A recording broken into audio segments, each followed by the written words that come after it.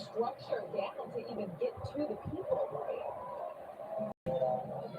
Yeah, I did see three people that were zip tied sitting on the sidewalk before they were taken away to another area, maybe taken onto a bus or a police vehicle to be taken into custody. So we have seen people zip tied here. I counted at least three, but no active arrest, no active zip ties or people being taken into custody at the moment. But we did see that. All right, thank you so much, Mario. We will continue to watch the situation there. We're watching an early edition of Good Day LA. It's like I said, been waiting overnight as this situation has been tenuous, intense throughout the evening. And about a half hour ago, police decided to finally move in on that encampment. What's up, Vanessa? Good morning. So we want to thank you for It's just a really sad situation. It's people that love this city to be watching this happening here, and let's hope that there is some sense of order. When there is daylight, and just a shout out as well, just to our crews that are doing such hard work out there. Our thanks to all of them, especially the photographers that are really in the middle of it. So I'll be watching your coverage, and we'll see you a little bit later on today. It's been nice to have you here, but I guess 20 hours is good enough. Exactly. Thank you. All right, we're going to continue our coverage now. Let's go back on the ground. Gigi Graciette is right there on the front line. Gigi, what are you seeing right now?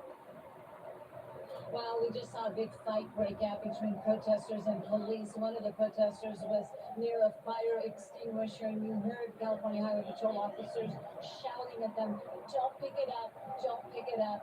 Very tense moments. The protester did not pick it up. They continued to dismantle this. Many people have been taken into custody already, but the biggest challenge so far has been dismantling the encampment. And basically what police are doing is they're circling the protesters, and that group is getting smaller and smaller, although it is still quite large. Tony Bichita, come to me for a second. I just want to show you some of the things that we've seen flying from the encampment here. This is a lantern. It's even still lit. This just came flying from the encampment here. So protesters are throwing things at police officers at the California Highway Patrol. We'll leave this here now. You see, photographer, there's another scuffle right now. They are beginning to resist being arrested. The protesters are grabbing other protesters that are being taken into custody. So it's sort of a tug of war. What's up, Daniel? Good morning. Protesters, and in the middle, the protester being taken into custody. Not nice to see. This is what no one wanted to see. And please interrupt me if you have another shot. Look at that piece of metal right now that just came flying. How they got, you have to ask yourself, how did they get all of this into the encampment? These pieces of plywood, it's not like you can put them in your pocket. And a lot of people very critical of UCLA, both officials, university officials, and campus police, that they allowed all of this material. We're talking about tables, metal chairs, wood, metal barriers that we're seeing, easy-ups, tents, umbrellas, things that you can't easily sneak into campus. And obviously, police, campus officials should have known what this was going to be used for, yet they allowed this to continue. What you allowed to continue will exactly continue. Photographer Tony Buchita, let's go down to this sign right here. I just want to show a sign on one of those pieces of plywood. Ruins say Free Palestine. A lot of signage on the metal, on the wood barriers that have been spray painted all through campus. Actually, yesterday we walked up to the cafe to use the restroom, and all the walls outside the campus cafe were spray painted with Free Palestine. We'll send it back to you. Yeah, Gigi, we were talking to Gina, and I could see her eyes watering. She was saying, it was hard to breathe because of what was in the air around her. What is it like, for you? Besides having to dodge these parts of this structure being blown in your direction. We have dodged quite a few items thrown in our direction, both by police officers who are dismantling the encampment and by the protesters who occasionally will throw things at the officers. It is hard to breathe if your eyes water when they set off those fire extinguishers, but it's nothing worse than that, and it quickly dispels. Now, you see the strobe light right there? They continue to use strobe lights, and they continue to use flashlights, and they're flashing them right at officers' eyes. When the media was here earlier, they were doing that to television cameras, and they also said, that they want to get the message out, but then they do that, and you can't get a message out when that's shined in your face, and they're doing that to the California Highway Patrol officers right now. The group of protesters is getting smaller, but it is still quite large as police continue to dismantle the encampment here right in front of Royce Hall. This is definitely going to take some time here, but we can just hope that no one gets hurt in any of this. It does look like they're using their strobe lights, flashlights. We even saw laser pointers there flashing at officers' eyes as well. And it looks like they have dismantled a large portion of that barrier which has been erected over the course of several days. And now they're forming this almost like a human chain to try and prevent some of their other fellow protesters from getting arrested. But as we look at these pictures, more officers are moving in. Let's go back to Gina Silva. She's there on the ground as well. Gina? Yeah, as you can see, more CHP officers have arrived, so they are going to be taking down the barricades here, the plywood. Okay, so they're asking us to move back a little bit. What I kept hearing from the people inside the encampment, please don't arrest us. Please don't arrest us. That's a little bit too late. The announcement came on at 6 p.m. yesterday, letting them know that this was, they needed to leave the encampment. And for many, many hours, we kept hearing a recording through the speaker system, letting them know that if they did not leave the encampment, they would be arrested. It took so many hours. Now you're watching it live here on Good Day LA. CHP moving in, busting down this encampment, and you can see all. What does this say here?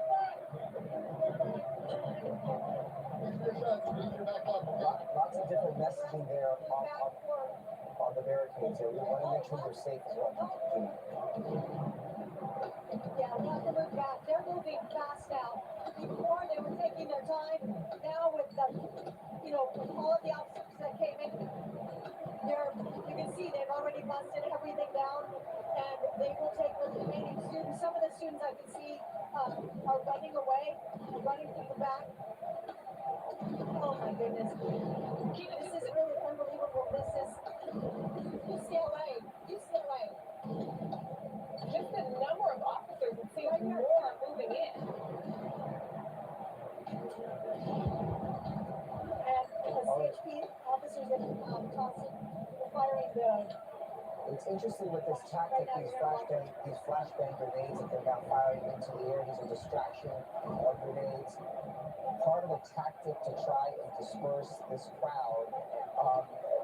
Gigi had been saying, Gina, on the other side, that some of these students now that the barricades have been taken down, have been sort of forming this human chain, trying to hold their fellow protesters so that they don't get pulled in and get arrested by officers. What do you see?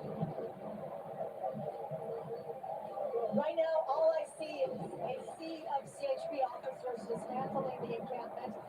You can see that they moved in fast. As soon as you saw them walk in, they went right through and started taking down the plywood and tossing it away. They told us to move back, and now they are moving closer to the students. But I did see several people running away in the opposite direction. What I did hear before this group of CHP officers arrived was them saying, please don't arrest us, please don't arrest us.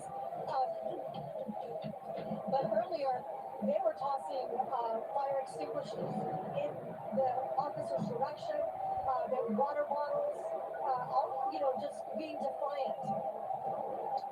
Gina, I want to go back to Mario Ramirez right now. Mario, I want to see what you can see in your area where you're sitting. It was a little calmer than the other two shots we've had so far this morning, but now we're seeing more officers move in. What can you see? Yeah, we're just outside Capitol Hall, Portola Place near Dixon Court, and this here is a line of CHP officers. They, at times, are slowly moving this group back, and you can see here they're locking arms. They're trying not to move. Earlier, they were moving forward. It's a protest about pro-Palestine. It's a pro-Palestine protest. Look at the bottom.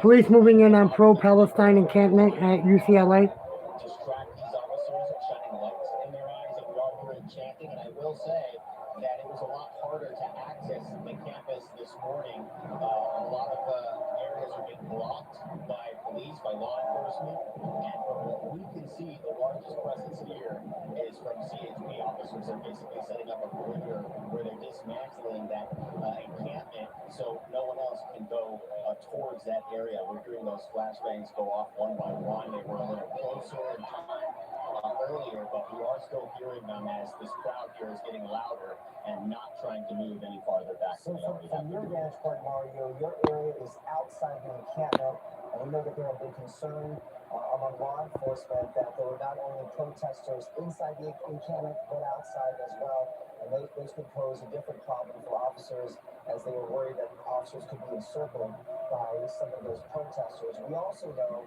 that there are buses now ready in the federal building, so it looks like once they start arresting some of these protesters, they'll be moving them over to those buses to detain them and hold them and perhaps take them down to the city jail should they. But where you are, Mario, this is outside of that encampment. Other protesters who have either started to try to move into the encampment or are watching things from afar. Yeah, and it seems like we're finding it hard to talk to some of these people out here. I have a student.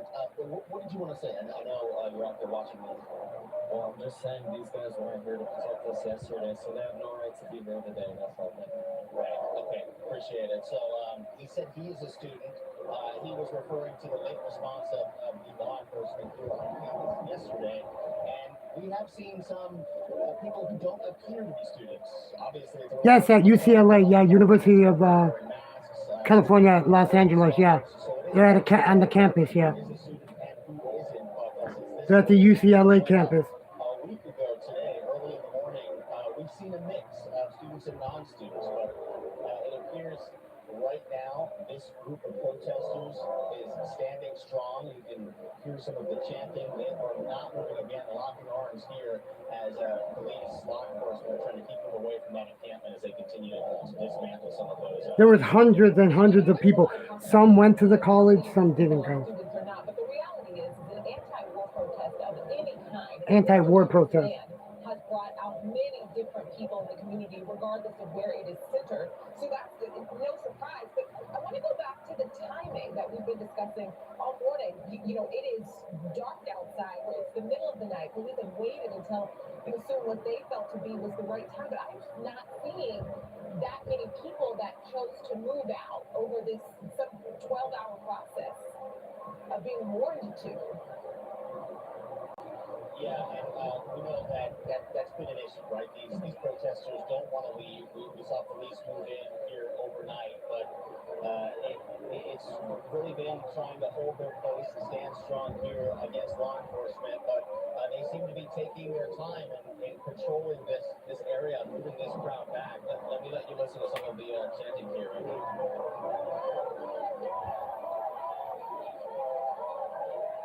So they're chanting peaceful protest, and some of the people we talked to here yesterday say despite the violence that we saw unfolding on campus, it was peaceful, but that's clearly not the case. We heard from several officials and UCLA officials as well calling these acts of violence horrific. So we're seeing the aftermath here. Law enforcement keeping a perimeter around the encampment as they work in that area. Again, we're about 100 to 200 feet away just outside Capitol Hall where they're keeping this group of students back. We can only hope that this will remain peaceful and again, no one gets hurt in any of this. We're going to go back to Gigi Graciette. She is there just outside the encampment. She's been watching as these barricades have been were being taken down. Gigi, what do you see right now? Well, let me give you a pan. Tony Bicci, I'm going to ask you to give me a pan. Just a short while ago, this was a wall of plywood, tables, drawers, tents that were nailed together. So police have made a lot of progress in dismantling this wall that was preventing. I know, right? I know. It's crazy that it's happening at a college, though. Yeah, you're right. We pan down. I want to give folks at home an idea of all the things that You're right. alone here. All the ECFs, all the tents, all the plywood, pieces of metal. How did they get all of this stuff inside the campus, and why was all of that allowed to come in the first place. Yesterday, we saw them using electric drills, hammers, and nails to board themselves up even tighter inside this encampment. The California Highway Patrol, though, has made a lot of progress. They've taken down one entire wall so far. This is all happening right between Powell Library and Royce Hall. And if you're just waking up, if you live in the Wilshire Westwood area, you're probably hearing those flashbangs going on. You just heard one there. You're probably wondering what is going on. Well, those are used to distract, and they're being fired from all sides of the encampment right now as police continue to take people into custody. Now, inside, behind the wall of police that we're looking at, protesters are still linking their arms. They're resisting. They're trying. When one is taken into custody, the protesters on the other side of that person will hold their legs, will hold them back, trying to prevent them. You see some of the protesters there wearing helmets. They are also wearing masks. Obviously, as we've said before, they are very well prepared for something like this to happen. No tear gas, no pepper spray, nothing like that has been fired, at least not on this side of the encampment. And that is what we're seeing right now. Gigi, right now, we're going to bring in Douglas Zader live in Washington, D.C. with the, a broader nationwide look at this. Doug, the president's response has been, you could say, measured, I guess, over the past few days in an effort to maybe not upset voters on either side of this. But seeing this, what we're seeing right now happen for the second day in the two largest cities in our country. Starbucks is one of them. The reaction from the White House has got to be coming in stronger. You would imagine he's got to say something about this. The president has not spoken publicly about these protests in about a week and a half or so, but these images that we're seeing right now at UCLA are pretty jarring. Now, whether that provokes any kind of response from the White House, we don't know. It is interesting to see the coastal shift in this. I mean, this thing really started as it's centered on the East Coast, Columbia University in New York, and now UCLA is at the heart of this. Now, how this plays out is difficult to say. We are seeing a shift in how police are being used and deployed here, in that there was obviously initially a lot of reluctance to have police go into any of these protests. Now, they're being more aggressive to the point of, as we're seeing at UCLA, tearing down some of these encampments. Well, so far right now, things haven't been unraveling, so to speak. They've been able to take down these barricades, and we haven't seen any violence, and of course, or extreme violence, we should say. And at this point, it doesn't look like, the officers are rushing in and protesters are fighting back. The barricades are down, and what we're looking at right now are these protesters standing arm in arm, forming this human chain. It was just a very different situation, Doug, than the situation at Columbia, where you had people that moved into one of their buildings over there, but here, over the course of several days, this encampment had turned into sort of a fortress, so to speak, and I think officers here were just a bit concerned that this could just keep growing, and it was escalating to what could potentially be a more dangerous situation. And protesters there were given a long time to kind of entrench. Now, at Columbia, there was just such a clear line that they had crossed in going into that university building. It was breaking and entering. And then they tried to occupy it and blockade it. And at that point, that's when the university called authorities in to clear out not just the building, but the encampment as well. UCLA's situation is different in that you have a group of folks that are outside. Now, we have a tradition in this country of giving students a lot of latitude at college protests, but, at some point, these colleges are just deciding, I suppose, that enough is enough, and a lot of it may have to do with the criticism. The University of Police got at UCLA for not going in as those skirmishes played out, 24 hours ago or so. Doug, we want to check in with you throughout the morning on this. Thank you. Let's go back to Gina Silva on this. Gina, we were just talking to Douglas Zader about this idea that the difference between what's happening in Los Angeles and what happened in New York just a couple days ago, officers having to go into Hamilton Hall, the university on the campus, Columbia's campus, and now here they're having to take down a building, essentially. Dismantle one. What's up, Vanessa? Oh, yeah, and that's what I'm here. you're doing. You've been watching it live. I want to show you this. Take a look. These are the casings from the shells, I'm sorry, from the flashbang grenades that have been going W. off all night long. They're all over the ground Oh, here. M. And that's what we have been M. seeing. You've been hearing all that loud bang. These are some of the signs. Freedom is everybody's business. And just take a look at M. everything that they've been tossing over this side. That was part of the encampment. And it just continues. Right now, they've taken out all of the plywood. You can see all of the CHP officers. And right now, they're facing off with the remaining protesters who are just standing there, refusing to be arrested at this point. They're just standing there. W. And earlier, as I said, they were saying, please don't arrest us. Right now, they were chanting Free Palestine. And they are, it's a standoff. Yeah, So at some point, the officers are going to take them in. We've almost, Gene, almost feel like we've moved into a different stage of this operation just to dismantle this encampment because there have been concern with that Going to McDonald's for breakfast? that they couldn't see what was happening inside. What was the S? What did it S stand for? Officers that might be moving in. For Sonic. S stands for Sonic. Now that that barrier is down, they're standing eye to eye, face to face with these protesters inside this encampment. And now the decision here is really what to do next and how to move in and perhaps arrest these protesters without this turning. That one's ready. Look, that one was ready. You can pan back over. Absolutely, it's going to be interesting. Oh, Sonic is good. Sonic is good. The whole world is watching. The whole world is watching as if, adding pressure to this. Like, if you Starbucks. Ooh. the whole world Starbucks is a gonna little see it. expensive So, down here, yeah, man. At some point, we're going to see the officers make the arrest. How they will do it remains to be seen. Kim, from your view, have you seen many protesters being brought out? I'm just seeing the officers with hundreds of zip ties prepared for this, but have you seen one by one anyone being brought out yet?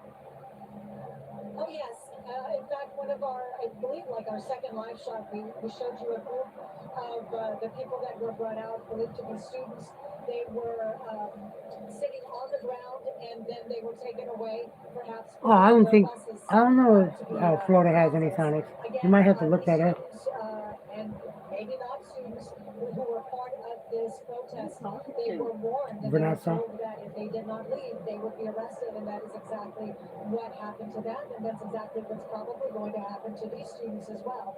So again, they're holding the line there, but you can see She's the only one in the officers chat. are face to face with the protesters, and the protesters are refusing just to give up peacefully. They're just standing there at this point. They've been ordered to walk away, go with the officers, and that is not happening. You can see the zip ties there.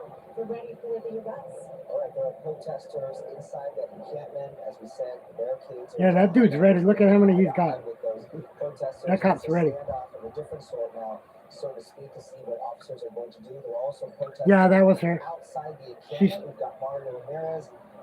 He's about trying to go to sleep, back to sleep.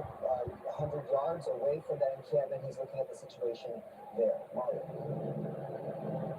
Yeah, we're just outside Capitol Hall, and you can see the group of protesters that were people here on campus, some that were part of that. Good morning, Chiquita, she said. Encampment demonstration just outside Royce Hall, and they're basically standing off with this group of CHP officers. Who appears to be a little over 40 CHP officers. We know that police began to move in on pro-Palestine protesters around 3 o'clock this morning, so a little over an hour ago, and UCLA campus police as well were here after demonstrators refused to clear out despite being ordered to leave.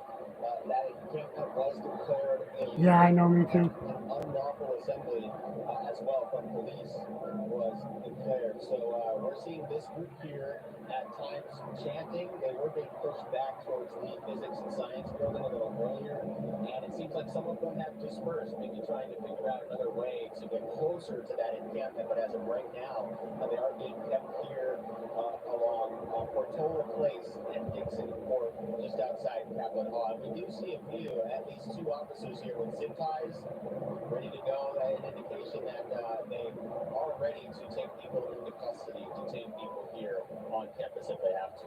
Yeah, Mario, again, on that note, you imagine this kind of lined up not going to last long. Are the officers saying anything to these protesters or spectators outside of the encampment? That's funny. Earlier they were just saying move back, and they were slowly moving this move back. Other than that, they haven't said much. We saw additional CHP officers, maybe about a dozen, a little more, arrive to support this line here just behind them. But aside from that, we haven't heard them really give them any instruction on where to go or how to leave campus. Just saying move back, move back. We're going to bring in Gigi Garcia.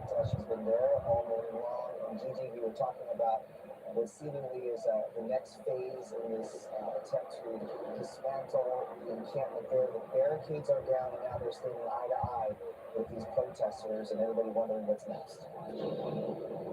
Well, Bob, what we just saw is a woman appearing to want to simply walk away from all of this. You know, she didn't want to be arrested. She just sort of gave up. She was escorted away from the encampment. Not arrested, not detained, no zip ties. They simply escorted her away. And you are looking live at the California Highway Patrol face to face with the protesters, most of them in white and yellow helmets, the protesters here in the encampment. We see conversation, unclear, obviously. It's very loud. We cannot hear what they're saying. But it is appearing that they're giving one last opportunity to simply walk away and be escorted off campus.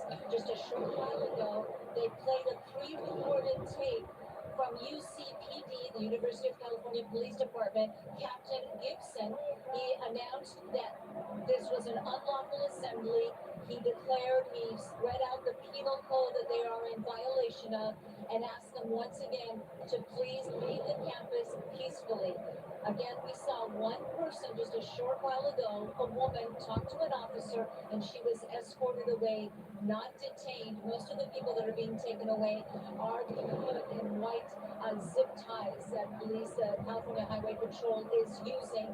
The officers in these black tactical uniforms then hand them off to other CHP officers that are standing by to take them to the jail buses to be processed. So unclear what's happening right now. We do see some conversation at times between the protesters and officers. All the protesters have their arms linked together, and it is eye to eye right now. And you can make out the protesters because most of them are wearing white helmets. They have masks on.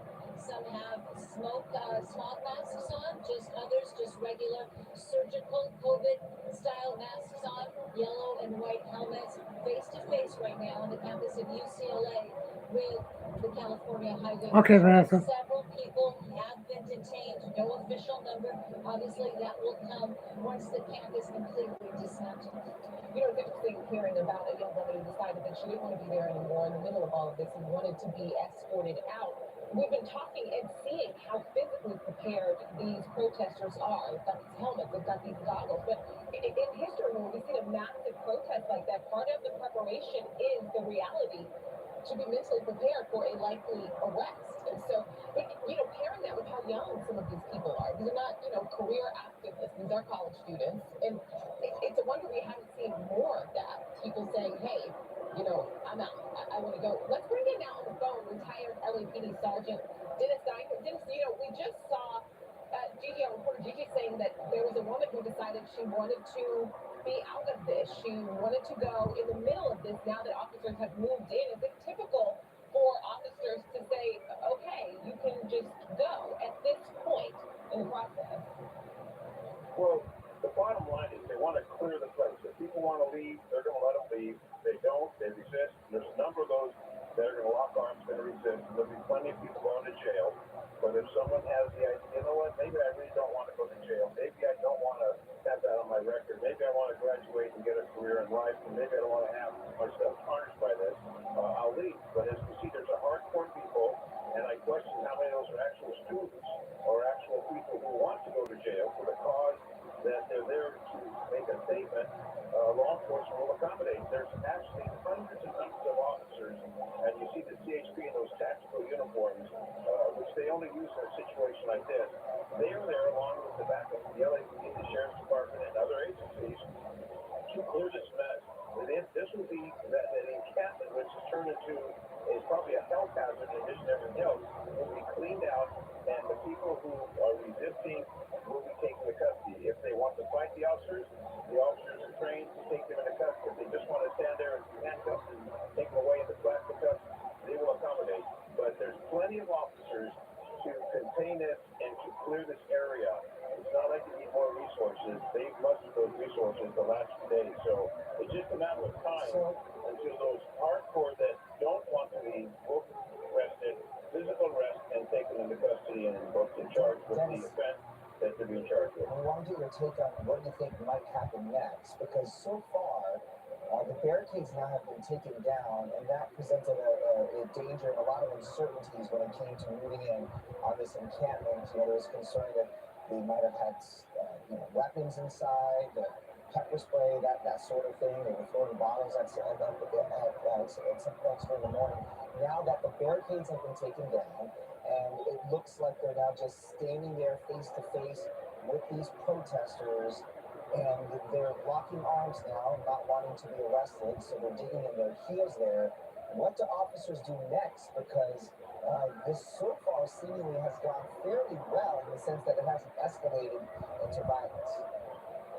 Well, you'll have the arrest teams that will come in. The arrest teams will then come in and start taking the people and placing the cuffs on them and taking them away one by one. That's what will happen next. Those people who locked arms, if they don't comply and leave the scene, they will then be physically arrested and they'll be taken away. Now, there's other officers who will engage.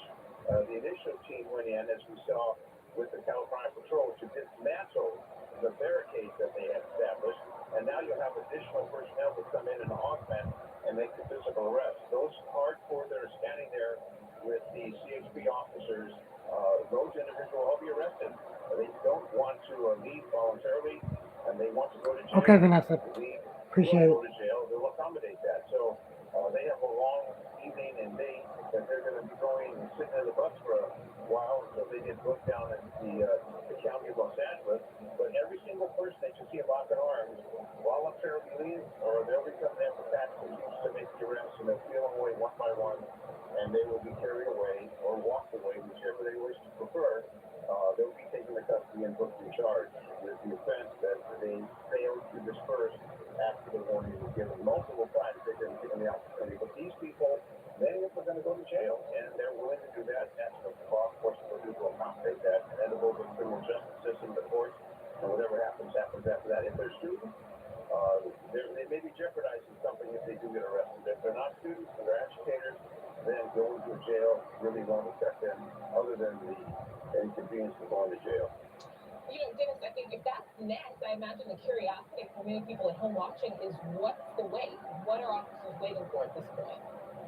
Well, what they're going to bring in is the tactical team to make the arrest, and you might find LAPD is going to take that section. What they've got is the dismantling. They've got other dismantling that they need to do, and as we know, the CHP is the primary on this, and they've taken the lead to clear that encampment, but then they're not going to just walk away and say, okay, we'll see you later. They're going to take those folks who don't want to leave into custody. So there'll be arrest teams that will be coming in. There'll be teams of two that will take them into custody, and they'll be processed from there. And that's going to follow up. Once they feel it's secure, then the arrest teams. You see these officers on camera now with the PR-24s. They've got the equipment, the ballistic helmets, etc. There's maybe the arrest teams for officers in those uniforms versus the tactical uniforms you see with the California Patrol will be the arrest teams that will go in and make the actual arrest. And again, you see just a few of the officers. There's hundreds of officers that are assigned different aspects of this, take down this encampment, and it's all being done with a commanded level, giving those directions. Now we're going to roll with this and roll with this. It's all tactically established, and there's a procedure how they're going to follow. So what they want to do is make sure it's safe, secure for the officers. They'll go on and start making a mass arrest. All right, so at this point, it looks like it's a waiting game here, a static situation, and those officers there standing on those lines, waiting for the order to move in and make the arrest. So far, that's not happening. We're going to go to Gigi Glaciette. She's been there throughout the morning to get her take on the situation, what she's looking at right now. Gigi. And you are looking live at, okay, those are protesters, and they appear to be carrying metal and wooden pallets. Unclear if they're trying to fortify that end of the protest. We saw them throwing some umbrellas. Unclear exactly what they're doing right there. That they're on the sort of on the porch of Royce Hall here in Westwood. Now, at the same time, and you won't be able to hear it, there is a message playing from campus police, Captain Gibson, telling people that they Good morning need to whoever leave. just came They're in. risking being arrested and being charged with several violations. If you're in the area, This is live right now, guys, just to let you know.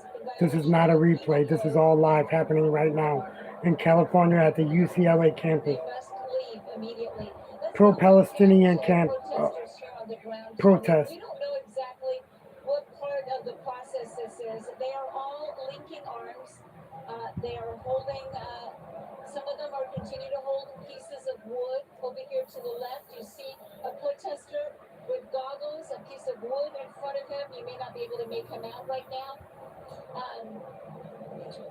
He's right in front of the California Highway Patrol. He's wearing a white helmet right there, and he's holding a piece of plywood in front of him.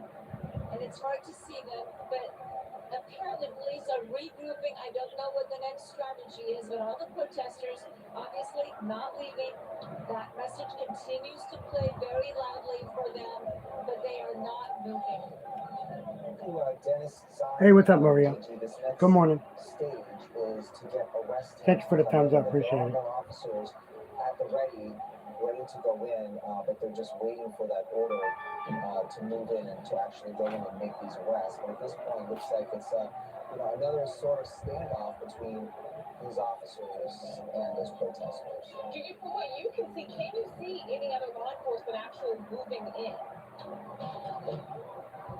No, there is a California Highway Patrol arrest team. They're in their standard beige uniforms, and what happens is the officers in the tactical gear, those black uniforms, they're dismantling. They continue to dismantle. I'm doing good. How are you? The barrier, and then they take people into custody and they hand them off. Okay, things look like they're getting very tense right there near Royce Hall. We just saw a bottle fly with some water, some type of liquid into the crowd. They're also using a loudspeaker. Okay, I see. It's very hard to make out. We're at a little bit of a distance, but there seems to be a scuffle. They're trying to protect themselves, apparently from police that are moving in. You see the police there to your right, the California Highway Patrol to the right with their black helmets on, and the protesters continue to use umbrellas. Umbrellas have been a big thing here. It's a protest. So many dozens It's a protest, a pro-Palestinian protest. An officer just grabbed one. And we're going to go back to you. We're going to continue to monitor the situation here on the campus of UCLA. Gigi, let us know if anything develops there. We're going to go back to Mario Ramirez. He's also on the campus, a little further away from the encampment. There are more protesters there outside the encampment and officers there as well. Mario. All right, we're having some technical issues with one of our cameras out there. As you can imagine, there is a lot going on. So, should we go back to Gigi now? Okay. Let's just Hi, Brooke. Gigi, Brooke and Bob. yeah, so actually something I wanted to ask about that I noticed is officers pulled down the wood at the front of the encampment. There still seem to be pretty tall barricades towards the back, and now you see this action going on over here with this giant piece of wood that you were just talking about. Yeah, it appears the protesters once again tried to sort of fortify themselves there on the porch of Royce Hall there. And to our left, I'm going to ask Tony to pan over to the left. They've opened this area up. It's a little difficult. There's a lot of media here. There's a lot of police. So we're going to stay focused on that because there appears to be a scuffle breaking out over there. Let's try to get a better look here. So what we saw were protesters still had some of those. Thank you for the second thumbs up. Appreciate it, guys. Moving into the porch, and there goes a chair and more metal. They were trying to fortify, create sort of a little fortress on the patio there under those arches, but that has not been successful. Police now focusing their effort over there. Meanwhile, the other protesters that are all locking arms, everything seems calm here. They're face to face with the California Highway Patrol, but no one else giving up. Now, if you're just tuning in to Fox 11 and Good Day LA, we're live on the campus of UCLA as police move in to dismantle this pro-Palestine encampment that has been here since last week. If you live in the immediate area, you may hear what sounds like fireworks. Those are flashbangs being fired by police. They're used to distract. They're fired high into the air, so you may be seeing those flashes of light and hear what sounds at times like fireworks. That is all coming here from the UCLA campus if you're just tuning in. That is the California Highway Patrol taking protesters into custody. They were warned by the campus on Wednesday that this encampment was unlawful.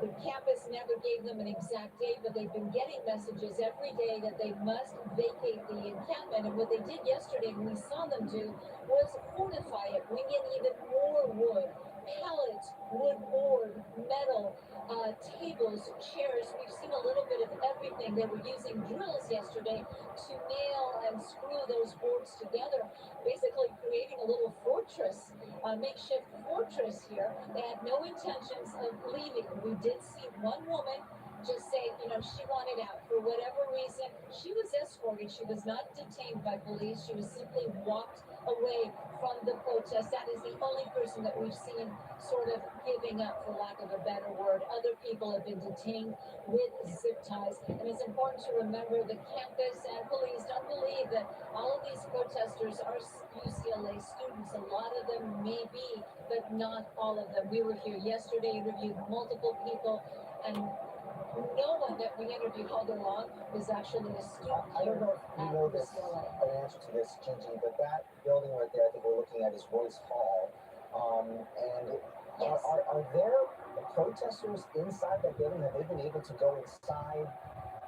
That presents another issue there for officers if they were going to make arrests if students were to go inside this building, or is that completely locked down?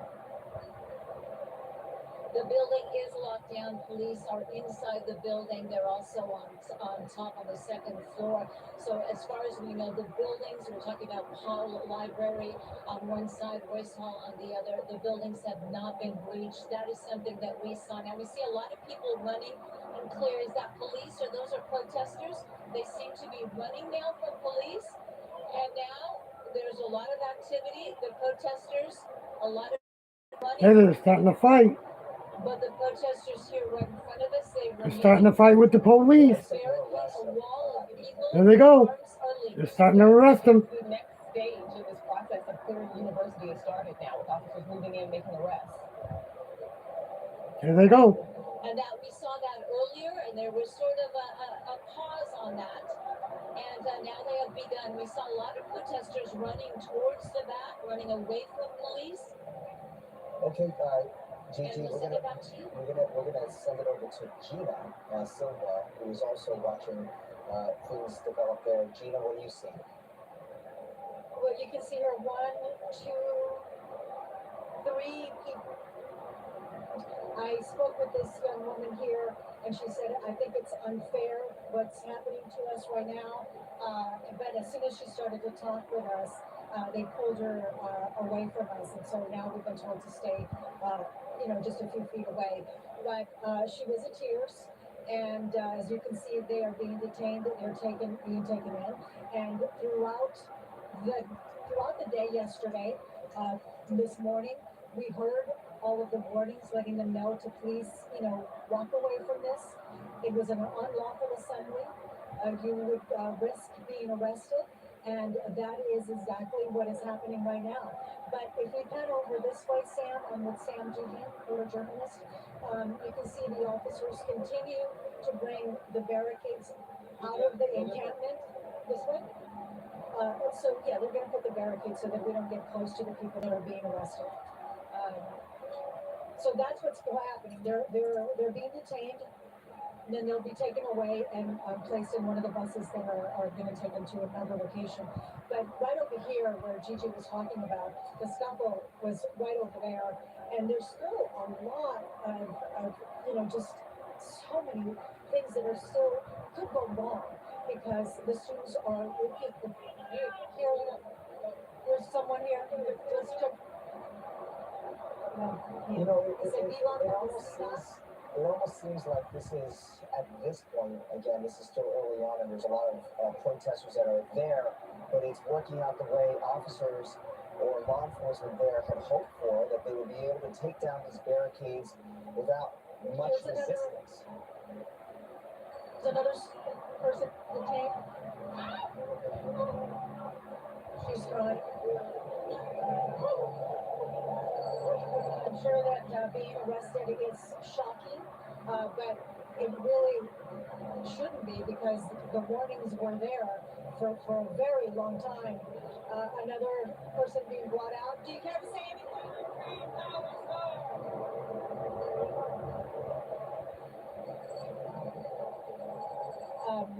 Let's put it this way. So you can see more people coming by that are being taken in. I will try to speak with them, but a lot of times they don't want to talk to the media. Do you care to say anything, ma'am? Said I just got brutalized by the police, but we're doing absolutely nothing. Okay, so it looks like they are either moving in to arrest those protesters, or perhaps some of these protesters Everything that was inside the encampment, all of the wood, the plywood, the umbrellas, everything has been taken down, and it's quite a mess. And you can see a lot of students, or maybe not, encampment, people who were protesting, they're still standing there, holding hands, refusing to give up. And so they won't be taken in. Gina, does it look like they're actually... It may be a little bit rough, but it's been their choice because they have not given up peacefully. So it does appear that they are one by one pulling these protesters. Can you hear me? Did you lose IFB? I think you lost IFB. You lost the... We can still hear you and see you, Gina. Can you hear us? Yeah, I think that you can hear us right now. You know, just as we're looking at this, just the shocks of just what was in there, the amount of materials that were in there, and just as much as the protesters are asking, they're still asking the question, where were police last night? Where were you during the riot? I think the university leaders in the days to come are going to have to answer as to how all of this got there. You don't easily hide, a giant wood slab.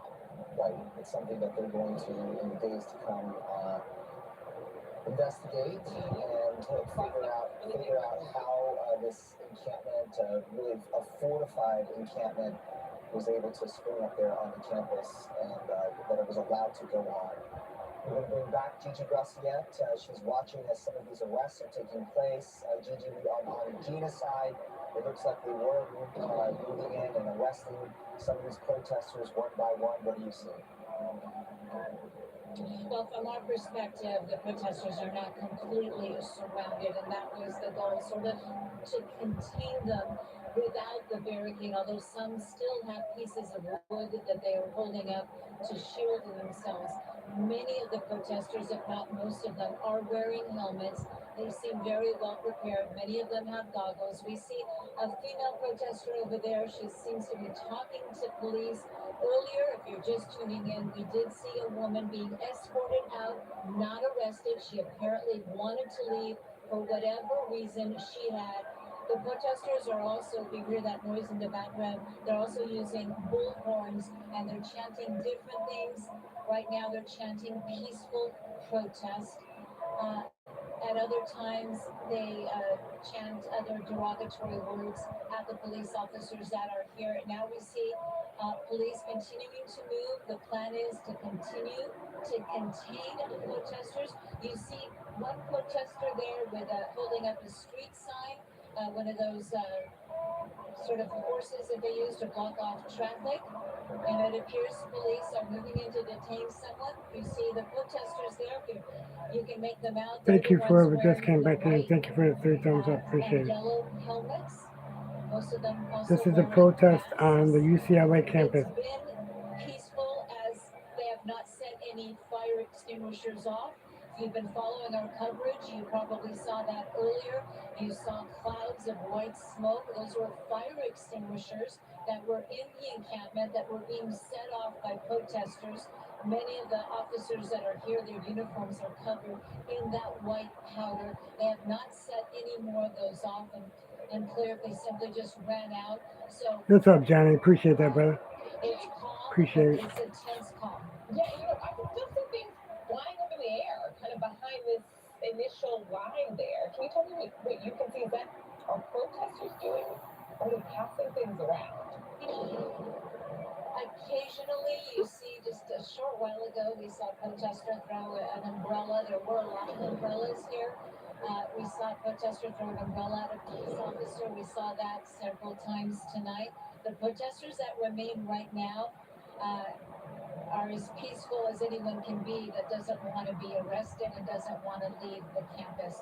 And it's important to note on Wednesday, the protesters were notified that this encampment was unlawful. And the UCLA went out of their way in that message to the protesters that they supported their right to free speech. This isn't about free speech. This is about an encampment. This is about not letting some students get to campus, get to classes. And you see officers there, they're moving. Okay, they are moving in right now. There you go. Look at them. There they go again. Try to get either through or to contain even more the protesters into even a smaller and tighter circle. It appears that's what they're doing right now.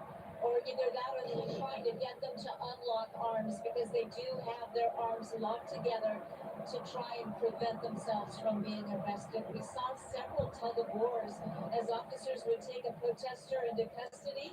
Other protesters would grab the protesters. What's up, Shay? Good morning, Shay. And yank them, so they were literally tugging at people, trying to prevent police from taking them into custody. This is live right now, guys, on the UCLA campus. This is all happening right now. And they continue to make the circle just a little bit smaller. I think it appears that this is working out for the CHP and for the law enforcement that's out there right now, because initially, obviously, there's a concern with that fortified barricade that it could escalate to something dangerous, and obviously presented a lot of challenges for officers that were trying to move in, not being able to see people inside, not knowing what could happen once those barricades were taken down. And now that they're standing eye to eye with these officers, what you're hearing from those protesters, they are chanting peaceful protest. And so far, by and large, it appears that this has been peaceful. We have seen projectiles being thrown into the air and several things being thrown at officers, but it could be a much worse situation that we're looking at right now. So it almost appears that these officers have some time on their side. They're going to try and figure out how to arrest these protesters in a peaceful manner so it doesn't escalate or unravel into something that is more violent. So perhaps, Gigi, even the pushing that you saw there was to, as you said, break apart those human chains to get them one by one, or maybe to move them and confine them into a shorter area. That's right. They're just simply trying to contain them in the smallest group possible to make this easier. If you have people all over, it's obviously challenging for law enforcement. They're simply continue to contain them, pushing them back. They're using their batons, not hitting people, but just as sort of a barrier in front of their hips to push people back and contain them. But people, the protesters here at the pro-Palestine camp, they're standing their ground. I don't see any of them leaving. I don't see any of them indicating to police that they want to leave, that they don't want to be arrested. We have seen that. We did see at least one woman.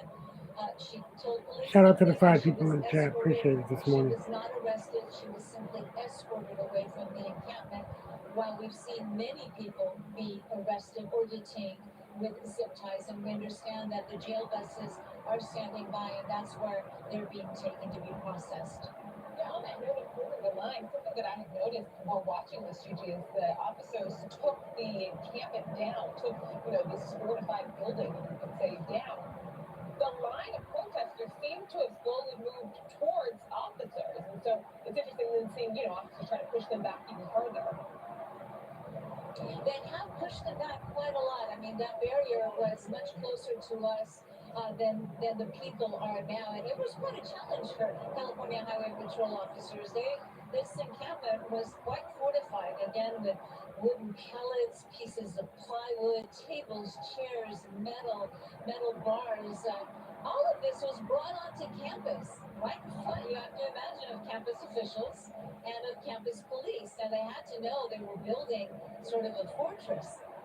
It was very clear. Yesterday we saw them using drills and nails and hammering this fortress around them, and nobody stopped them. Nobody attempted to stop them. There are going to be so many questions to that in saying days. this was all being done in plain sight. You can see people on camera using their drills. They had zip ties. They were nailing those boards together. And also interesting, Gigi, to see these protesters now. They all have their white helmets. I mean, they're prepared. They have some supplies. Ooh.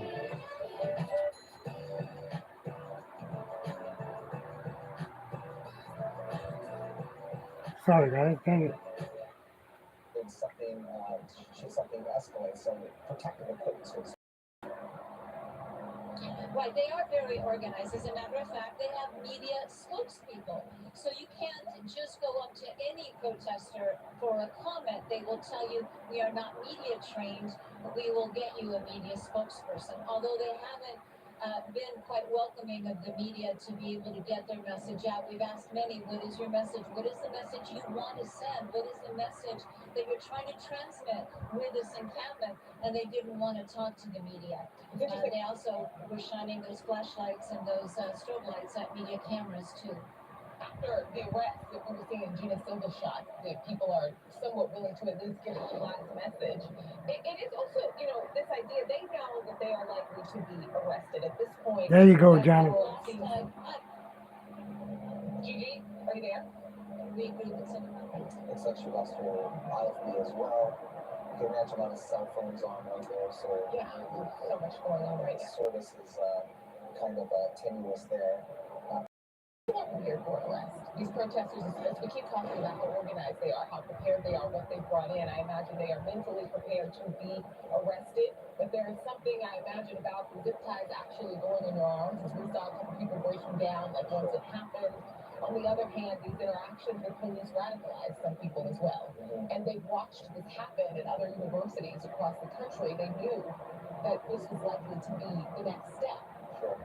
And most of it, we keep talking about whether or not these are students, but it does look, it appears as if many of the rest that people that are being taken in are young people wearing UCLA gear, or just young people in general. I mean, I don't know if it even matters if they're students or not, but yeah, there they are, standing face to face with officers. So this all unraveled overnight as officers finally decided to move in on the encampment in the early morning hours, about an hour and a half ago.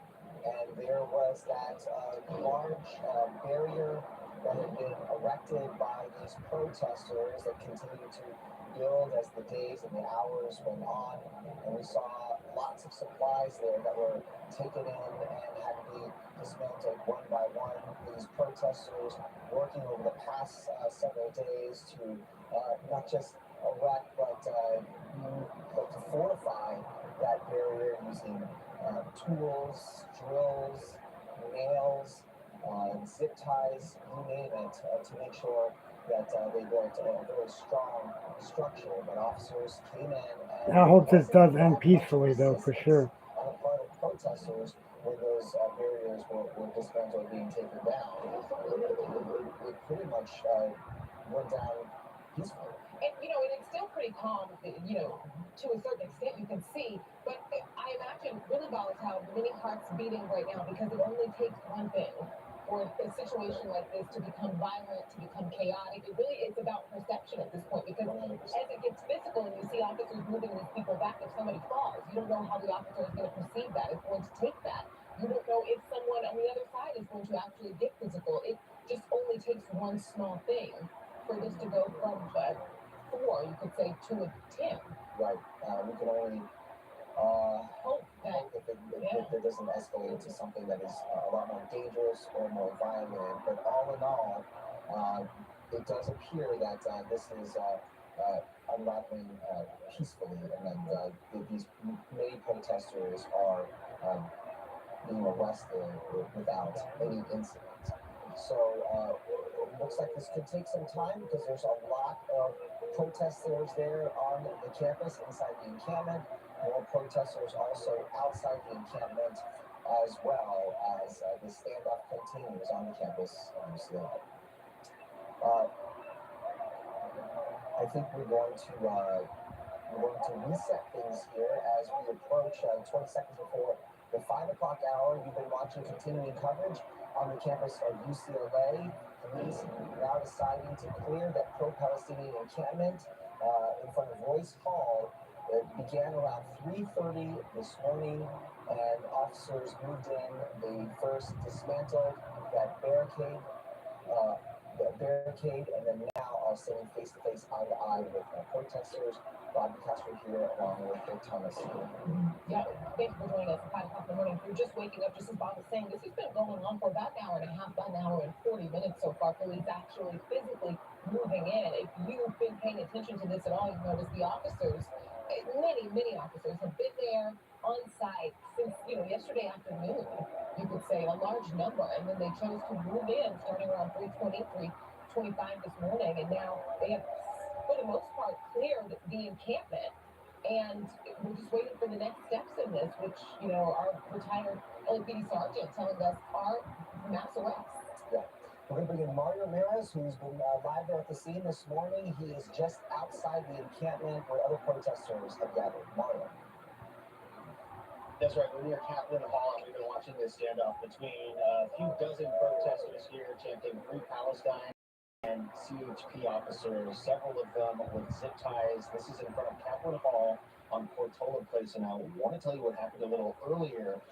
We saw what appeared to be an injured demonstrator being wheeled off on a stretcher here behind Kaplan Hall along Portola Place. We tried to show that as he was being taken to an ambulance, and some of the demonstrators pushed us back and unplugged the cord from the camera. So that's why we lost our shot a little earlier. But we did see someone being taken away by ambulance, appearing to be injured during the activity here overnight. Hey, Stephen, I want to bring you in here. A student here, not part of the demonstration, but he's been on campus for the past couple of days. What are you making of this happening here overnight? I mean, we can't go in between buildings. It takes a longer, they're just now, but it takes a much longer route to get to our classes, and it's just very unfortunate. Yesterday, UCLA officials announced classes were canceled. You're graduating soon. How has this really impacted you? I mean, I got to take a midterm today, so that's awesome. But it's really weird because I was a 2020 senior as well. And so it feels like the same thing. It feels like, oh, you get a week off, which is what UCLA is doing throughout this entire week, actually, tomorrow and Friday. And it's really scary because it feels like we're going to the same thing that we went to my senior year. Interesting. All right. Thanks for your perspective. Appreciate it. So that is what we're seeing here with this group of protesters. They've been here for the last hour. At first, they were being pushed back here towards the physics and science building, but they've been in place at times chanting for roughly the last hour or so. Yeah, that's an interesting point that we are seeing.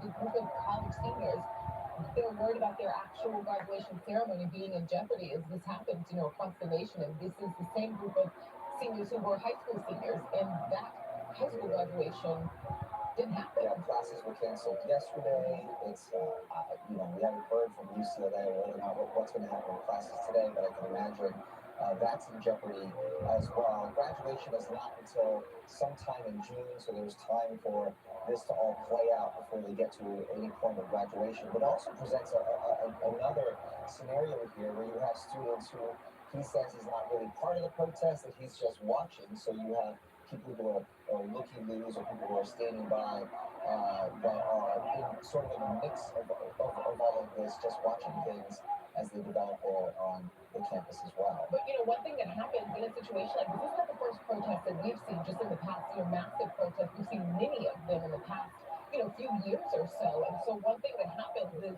once it goes from this kind of calm where you can hear each other peace right now to the chaos that the fear is to come, it doesn't really matter who you are. We all end up in the van, including, unfortunately, members of the media sometimes. They're not getting their news food. Right. If you're just in the middle of it at all, you could also get arrested as well. And likely will, and often officers say, well, we told everybody to leave. Yeah.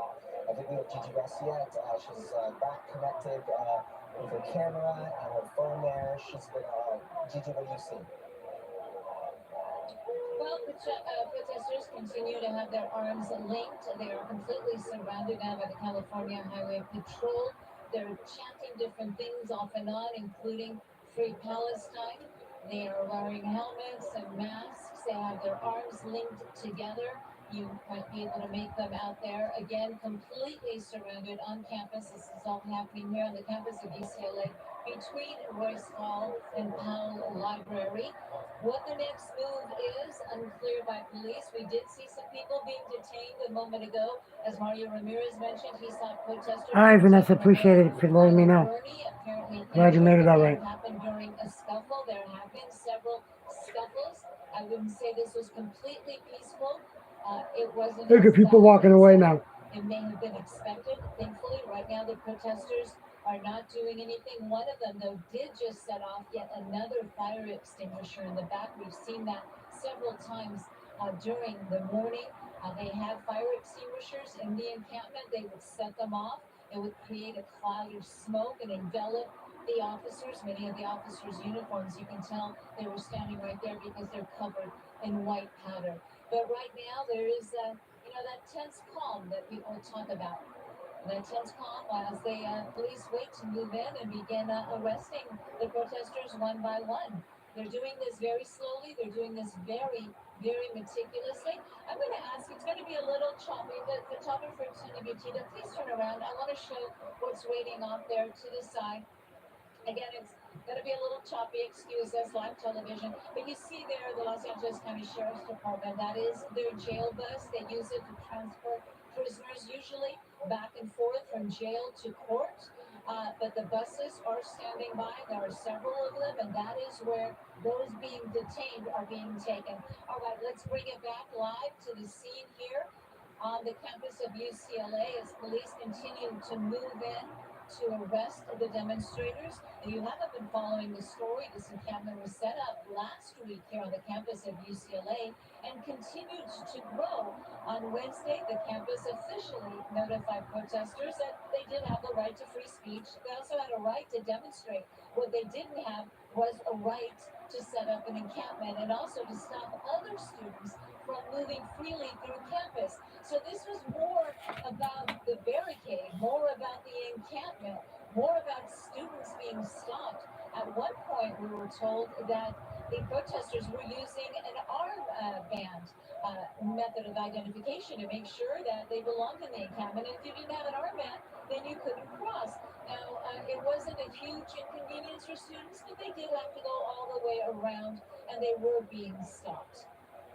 Yeah, if you're just joining us right now, this began around 3:30 this morning when officers decided to move in. And what you're looking at right now are officers now face to face with students because they spent the last hour and a half or so taking down or dismantling that barrier that had been erected over the past couple of days and fortified with plywood boards, with nails and other kind of rails and furniture, if you will, and all of that has now been taken out. And now we're waiting for officers to move in. We have seen some arrests being made. These are just being done, as Gigi said, meticulously, one by one, as they arrest one protester after the next.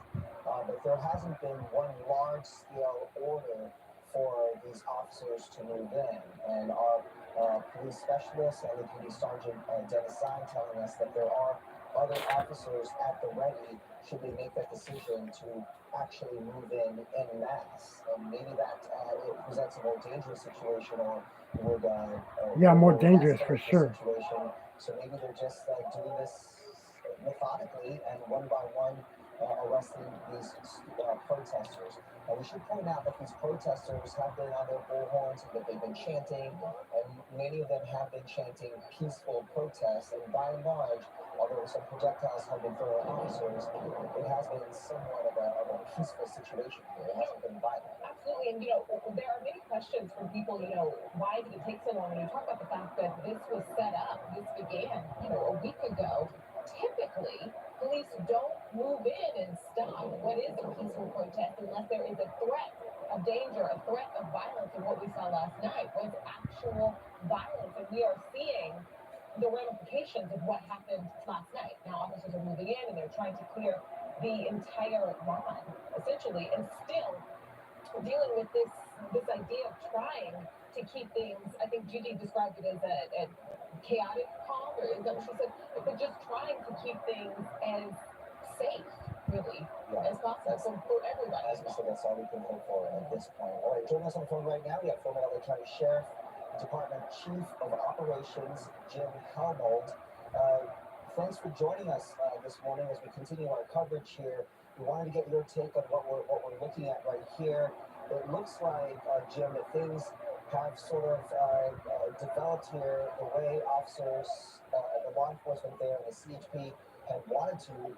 One of the concerns, obviously, was that you had that barricade, what they could be faced with when they took it down. But at this point, it hasn't really unraveled or escalated into something that could be a lot more violent. Yeah, good point, and good morning to your viewers. Yeah, it appears that law enforcement is taking every precaution to first make sure that resources were staged into a proper position so that when action is taken, that it could be a safe dispersal of the large crowd. I also took notice that the individuals who were behind some of the barriers were wearing goggles, thick clothing, and what appeared to be scarves in some cases, which is an indication that perhaps they were looking to resist any law enforcement efforts to disperse the crowd, such as gas or pepper ammunition and things of that nature. So law enforcement is taking every precaution to make sure it's safe as well, while also respecting the right to free speech on the campus. Many of the protesters there chanting, where were you? Where were you last night? Can you talk about, I do imagine there are going to be many processes that are in review in the days to come, but can you talk to us about, why the possibilities of why the riot, essentially, that we saw last night was able to go on to happen in the first place and then go on for so long? Because now we're seeing, the reaction, the prevention, the hopes of last night not happening again. I understand your point, and keeping in mind that what has to be taken into consideration by law enforcement is, collaboration with the campus. What's up, Cassie? Good morning, sir. And ensuring that, one of the most sacred values, American values, freedom of speech, is honored, but at the same time balancing other students and faculty's access to the campus, which are public areas, and then, of course, at the forefront would be public safety. So at some point, they had to stage, the resources that were available to ensure that, in fact, there was a peaceful demonstration. But as I haven't been to sleep yet, Cassie. determined to be peace and the disruption of normal public activities, then it would seem that, yes, as you're indicating, there should be more assertive action taken. And I think you're seeing some of that now, and it appears that they're doing an excellent job of We're taking more people in. going out of control again. So what's your take, Jim, on what is taking place right now? Because it doesn't appear that there's officers in mass moving in Yeah, I know. at once, protesters being arrested one by one. Shout out to the 3 in Is the this chat. just, Thank you, guys. Is this another method here in terms of just being methodical, meticulous, and what's the strategy here? Well, there's a lot of things going on at work. First of all, to have all of the resources staged, which include law enforcement agencies, of course, LAPD, Los Angeles County Sheriff's Department, to support CHP and the UCLA Police Department in their operations. So once those resources are staged, you have to take into consideration when you go in and move that you would have a dispersal of people, and you want to control where they're going so that it doesn't disrupt the surrounding neighborhoods as well as the campus itself, that mass destruction can be done. So what you were probably not seeing behind the scenes, and I know your reporters are doing a good job of speaking to everyone at different points of the campus, but essentially what was happening was controlling of those areas, having triage in the event that there was injuries to any officers or any of the protesters.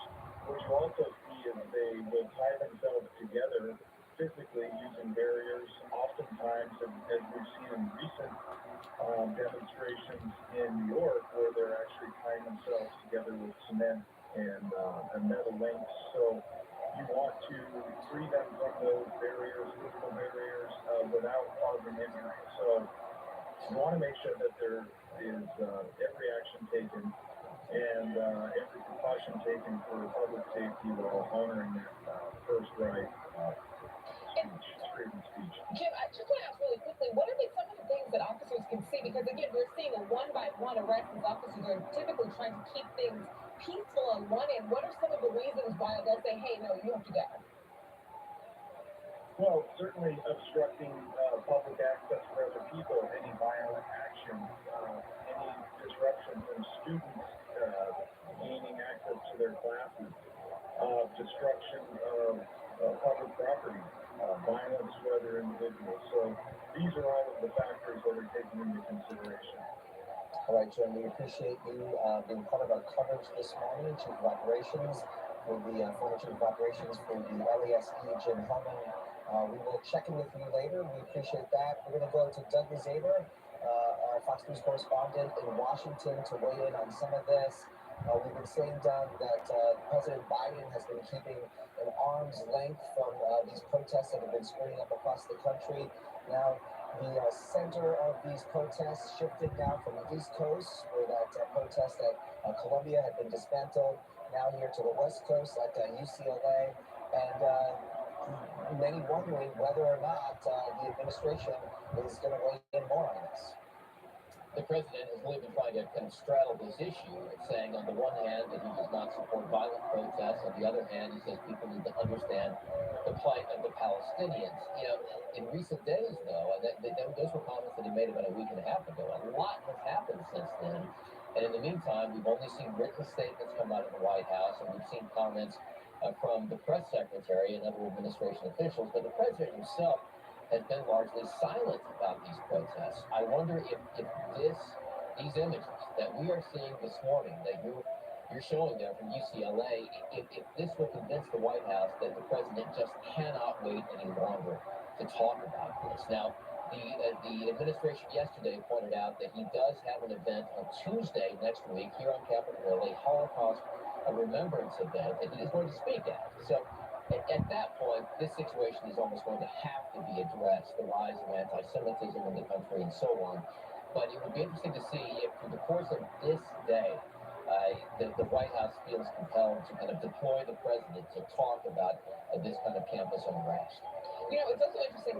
We've seen Republicans vocal saying that, the president needs to speak on this. And you mentioned images. Yeah, there's, kind of two different directions this can go. And I imagine they're both going to be impactful. The images of these mass protests on one hand, and then also what we are likely about to see, images of mass arrests of many college students, many protesters. That's got to have an impact. That's right, especially because so many of these folks are young voters, and that will play maybe even a determining role in the November election. And while we concentrate on these big events, Columbia on the East Coast, UCLA on the West Coast, this is happening around the country, as you know, and it's happening in our backyard here in Washington as well. There have been big protests at George Washington University. They have been largely peaceful, but the university there actually asked police to come in and get the protesters out. The police refused to do it. So we are just seeing a huge, variety of responses from university officials and police departments across the country on this issue. You know, Doug, it's interesting that you bring it up because we're focused on these two big cities, but also, Brown University, the university leaders there have somewhat changed to protest. It was a much quieter protest, and they're saying, they're going to hold a vote on divestment. They're going to have conversations about that.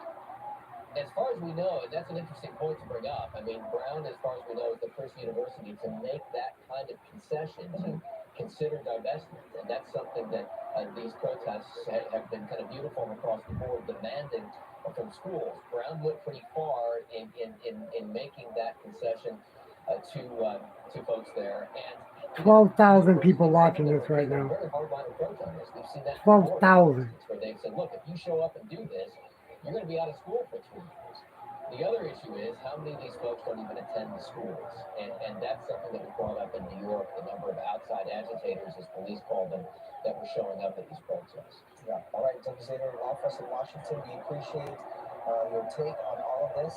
We're going to go back here on the ground. We've got Mario Ramirez, who's live just outside the encampment. He's been watching other protesters who have gathered there. Mario, what's happening now? Yes, Bob, so you can hear the chanting, peaceful protest. Let me let you listen in here for a second.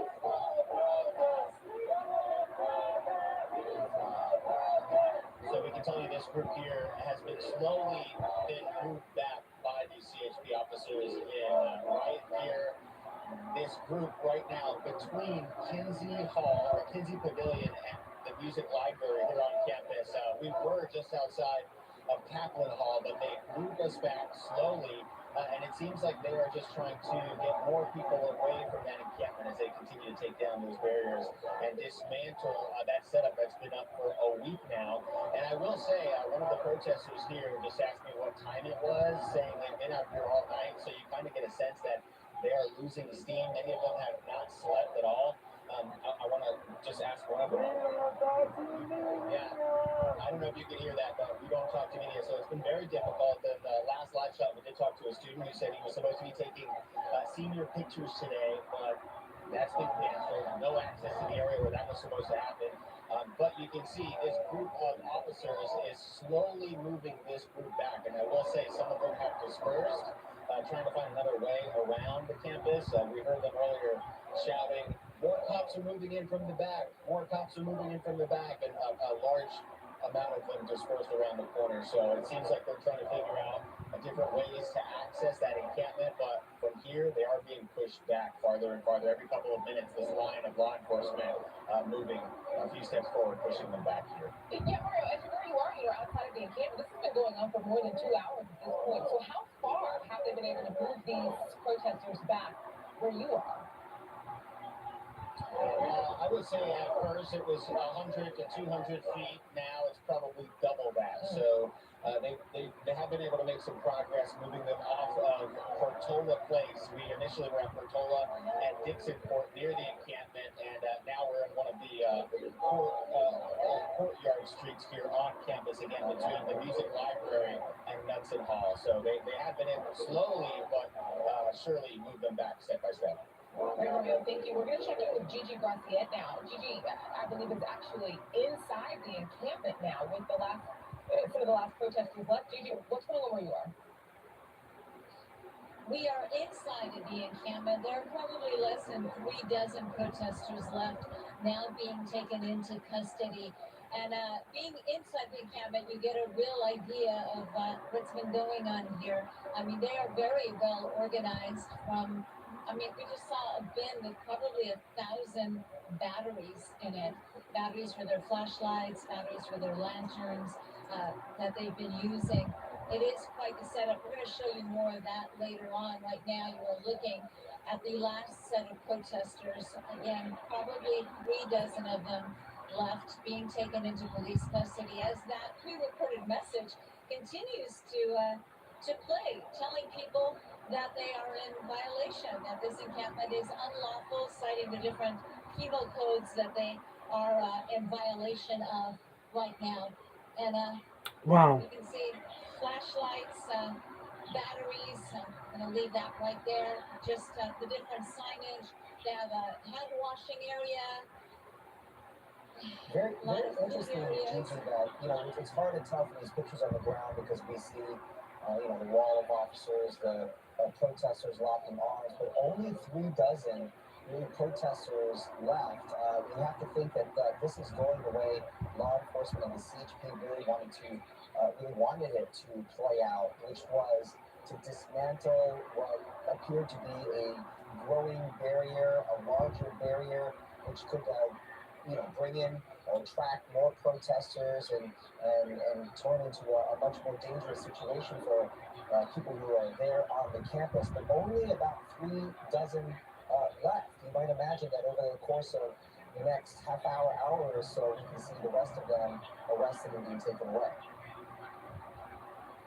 That's right. And all in all, it was peaceful. It could have been, it sounds like a cliche, but it could have been much worse. A young lady being taken off campus now wearing one of those orange safety vests, something that a lot of the protesters were also wearing.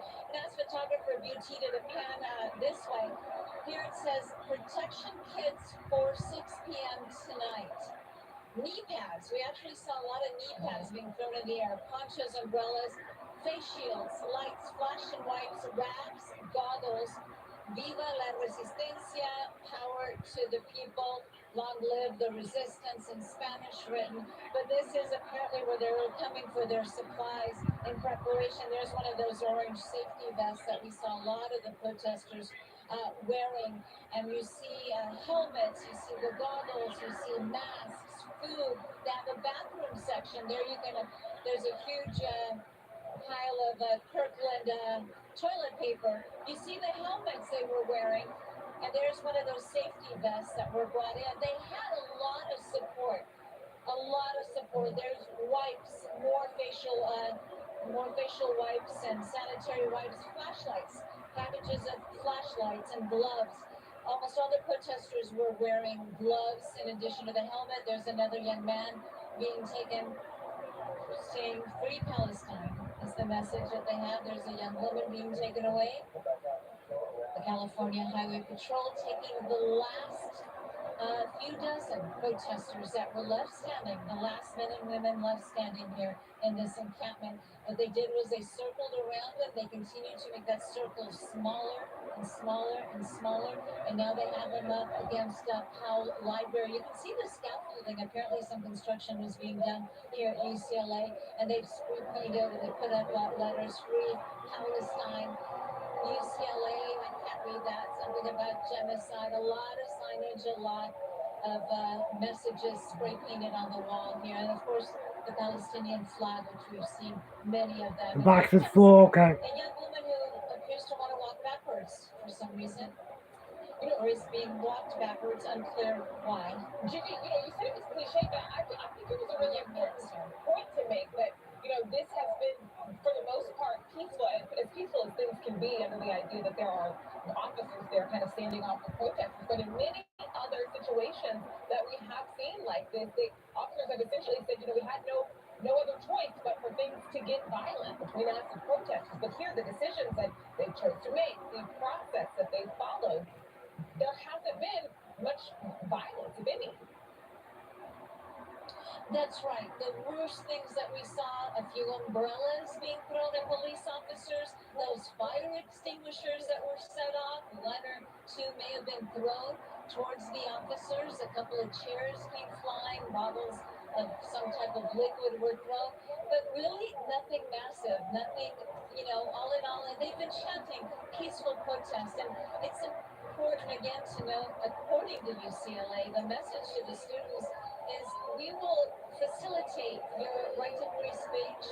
We will facilitate an area for you to demonstrate, but you can't have this encampment blocking the campus because other students have a right to have access to the campus. Well, I think that was one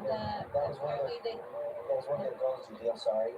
It was just to dismantle this barricade, and given what happened yesterday with the violence that took place between pro-Israel and pro-Palestinian protesters that escalated, this could have been, or could turn into a much more dangerous situation if this if this encampment grew and grew and grew, and then one of their goals was to certainly dismantle the encampment or dismantle at least the barricade, which it looks like they are successful in doing this morning as they arrest some of those final protesters who were digging in there inside the encampment this morning.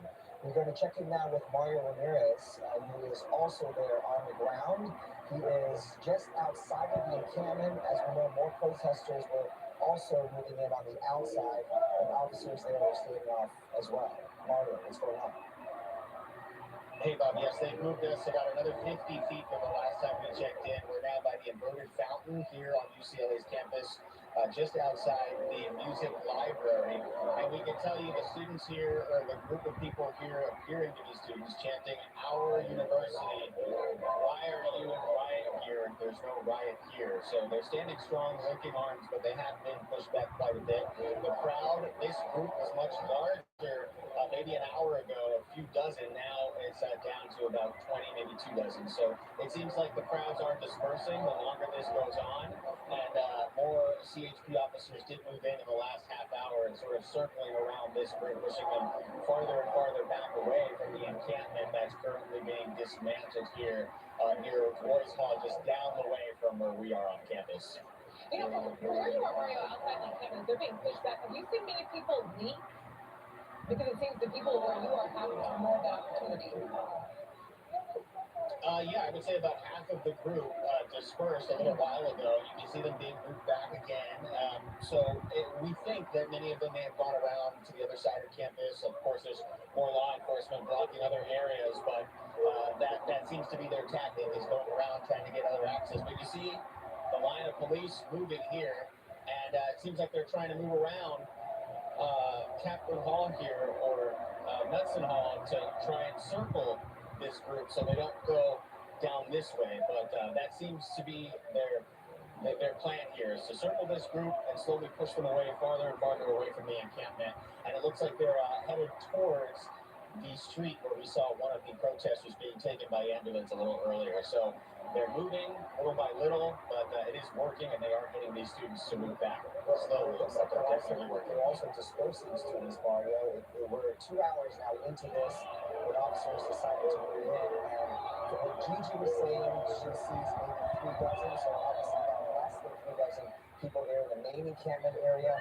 Outside, we're seeing 20 or so people, so very Good morning, whoever just came in. should see a real dispersal of the protesters there, and things seem to be dying down here quite quickly because these protesters are really outnumbered in a big way by the police presence that's there on campus.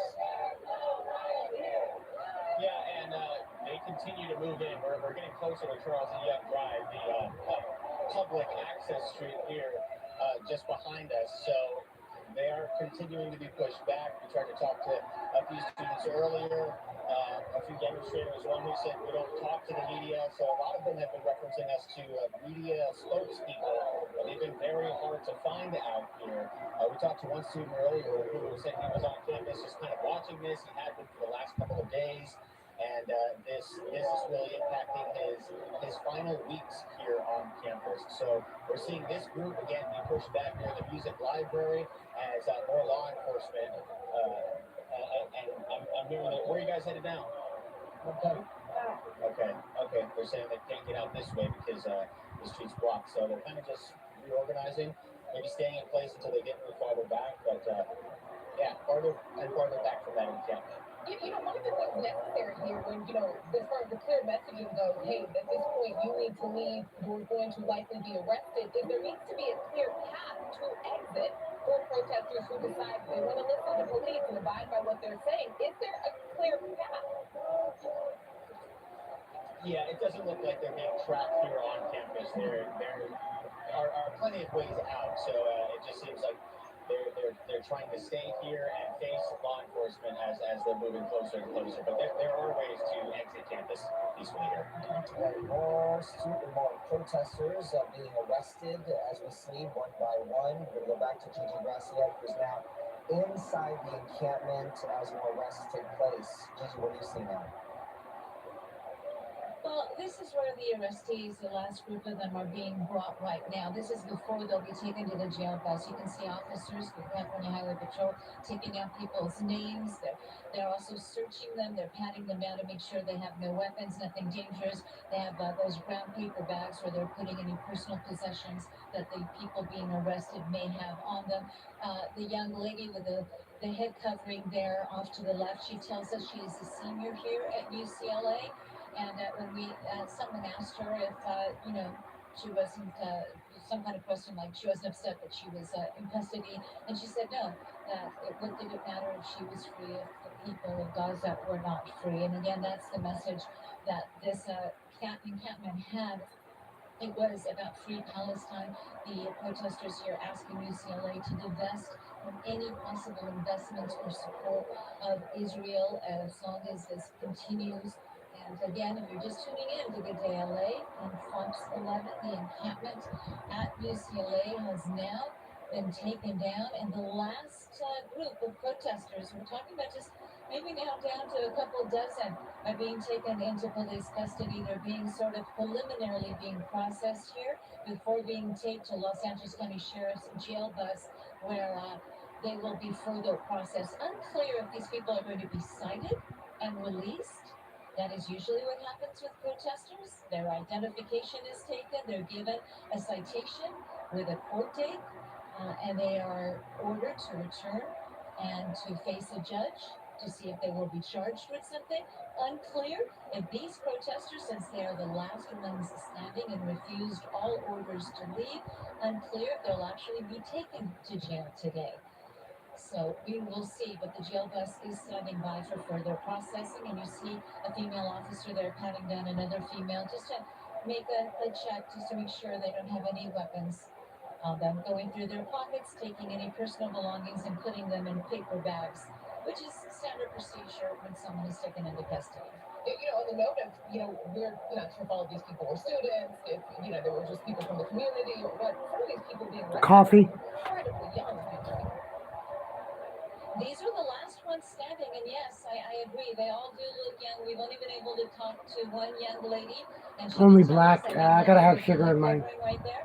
She did tell us that she is a senior here at UCLA. She's not concerned, she said, with any repercussions of graduation or anything like that. She said her only concern is to get their message out, and she feels that they did get the message out. These are the last protesters in the encampment here between Royce Hall and Pell Library that are now being taken into custody. So this show probably. I'm sorry. Go ahead. You said, Gigi, last report, you said 3 dozen or so protesters there.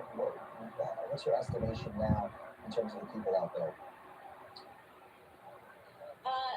Against the wall, I see probably about a dozen. There may have been 4 dozen. It was hard to tell because they were surrounded. As we watched live on Fox 11, the idea was to contain, first to take down the barricades and to get access to the protesters. And once they did, police basically surrounded them, making them into a small group as they took one by one into custody. This was done in a very meticulous and orderly fashion until they got down to the last few dozen, and now there's actually a line of officers with the last protesters being taken into custody. This is the pre-processing, just making sure they don't have any weapons. They're getting their name, getting some preliminary information. This is just one of the different processes they will go through. And, Gigi, it seemed to happen pretty quickly. We went from seeing, basically 2 lines, protesters linking arms, holding the lines, officers slowly pushing them back, to an almost empty encampment. Did you see any more people, besides the initial woman that you saw, any more people choosing to just walk out and leave on their own? We saw only one woman basically give up, and basically say, you know what, I want out of here. She talked to a CHP officer. Unclear what she said to him, but she said she wanted out, and they escorted her right out. Let's listen to see what this protester has to say. Peter, what is your message? Are you a UCLA student? My message is free Palestine. That's why we're all here. And this is an attack on democratic rights. This is outrageous. First they threw a fascist mob at us. Now it's send the riot police. Are you a student here at UCLA? Yes, indeed I am. I'm a graduate student, and I'm not going to let these underdogs face all this alone. Peter, one of the many last students being taken into police custody now. The message, the same from all of them: free Palestine, and also a UCLA student. So maybe the last dozens were indeed students here. I want to get your And perspective. you can see right here. Gigi, I want to get your perspective because this all began in terms of those officers moving in 2 hours ago, and certainly when I stepped into the newsroom here, everybody was unsure. It was kind of a tense situation given what happened before when you had protesters and other pro-Israeli protesters facing off with these protesters in the encampment, escalating into violence. So no one was really sure at that point what was going to happen and how this was going to all play out. But just your perspective now on how things have played out over the morning. This took place over the course of 2 hours so far, and it looks like we have our last protesters being arrested here. All in all, it was by and large peaceful. Yes, it was a much different sight than what we saw here, and that was the clash between pro-Israel protesters and pro-Palestinian protesters. That was extremely violent, and we saw a lot of people with some serious head injuries. There were bats, there were poles, there was bear spray, there was mace. That was just a horrible night, and that really prompted officials to finally act. That prompted officials to say, okay, we can't risk this happening Shout out to again. the 3 people And in the there are going chat. to be a lot of questions. There are a lot of people asking. What's up, Karina? Good morning. A lot of LA City Council members, a lot of how are you this morning, Karina? a lot of politicians asking for the state of California, for Rob Bonta, the Attorney General, to launch a full investigation into the response of police on You're okay? Good to hear Wednesday that. night into Thursday morning. Excuse me, today's Thursday. Tuesday night into Wednesday morning. Where was campus police? Why didn't they call in for mutual aid assistance from other agencies if they were outnumbered? A lot of the people here said they simply allowed the violence to continue for hours, and there Anyway to was no work police soon? Okay. presence. So you can bet there's going to be a lot of investigations. There's a lot of anger that the students weren't protected, and that there was no law enforcement here. I mean, a lot of people are saying that we also watched it with video of fireworks being thrown, punches being thrown, furniture being thrown, back and forth, and it went on for quite a long time. That is going to absolutely be something that multiple different agencies are going to have to answer to. And then from here on out, as these final protesters are being taken into custody, the university is going to have some decisions to make in terms of giving these protesters a safe place that also keeps in mind that they're going to protect the students as well, give them access to the building so that they continue on with their matriculation, that they will have another space for them to use their First Amendment right and be able to protest peacefully on campus. Well, that's what UCLA said in that written statement, that they would facilitate the right to free speech. They would facilitate the right to demonstrate. But according to them, it was all about this encampment that had basically taken over this part of campus. So we shall see. I don't think it ends here. A lot of the protesters being taken into police custody are telling us it's not over. We're going to continue to protest. And a lot of them haven't been. When we arrived here, there were anywhere from 200 at one point. I would estimate at least 500 people outside the encampment, supporters of those inside this encampment. So we can imagine the protests will continue. What form they will take and on what part of campus they will be, that remains to be seen. Well, you would think that UCLA is going to be a little smarter next time around, if they're not going to allow all of these supplies and to be brought in to create another barricade and another large encampment that's fortified like that. We won't even know though until we get the answer as to why it happened in the first place. That's right. The pieces.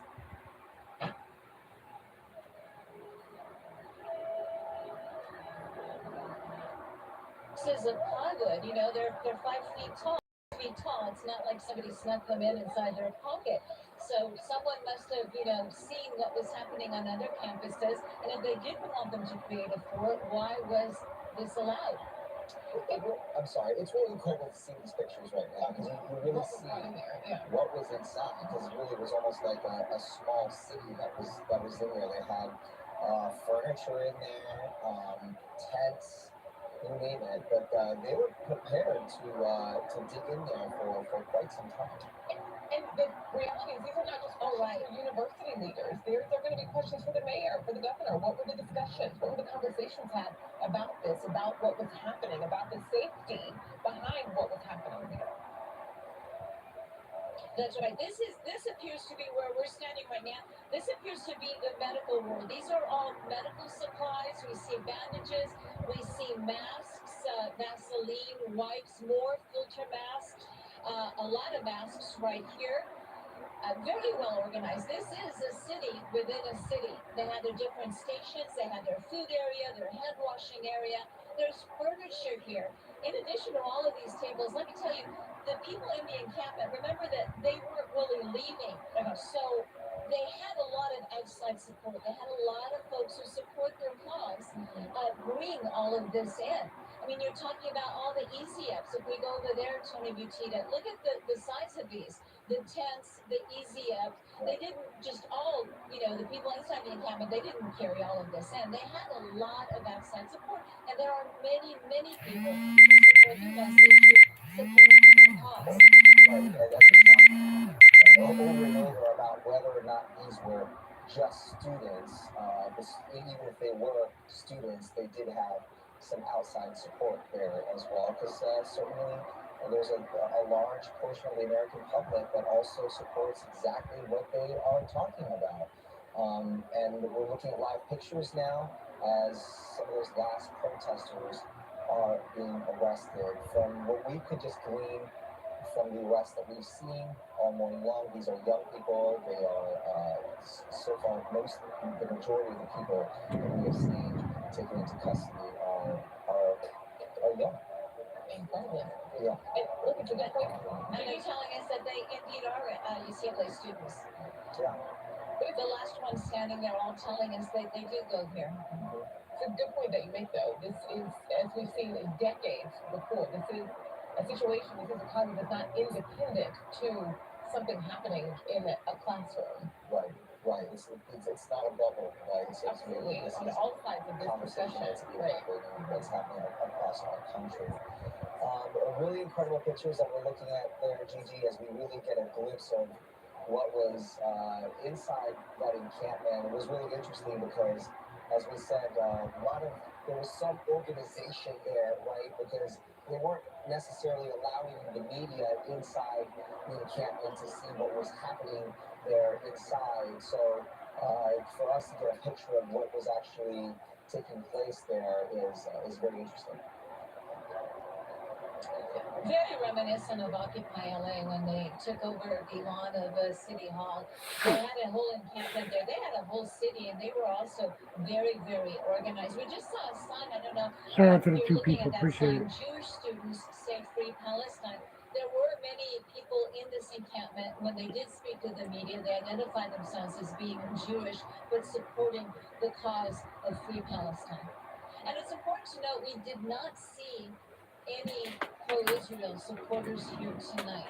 They did not come out. There were hundreds and hundreds of supporters. There still are on the perimeter of the encampment, but they were all here to support the people in the pro-Palestine encampment. Or did you think you?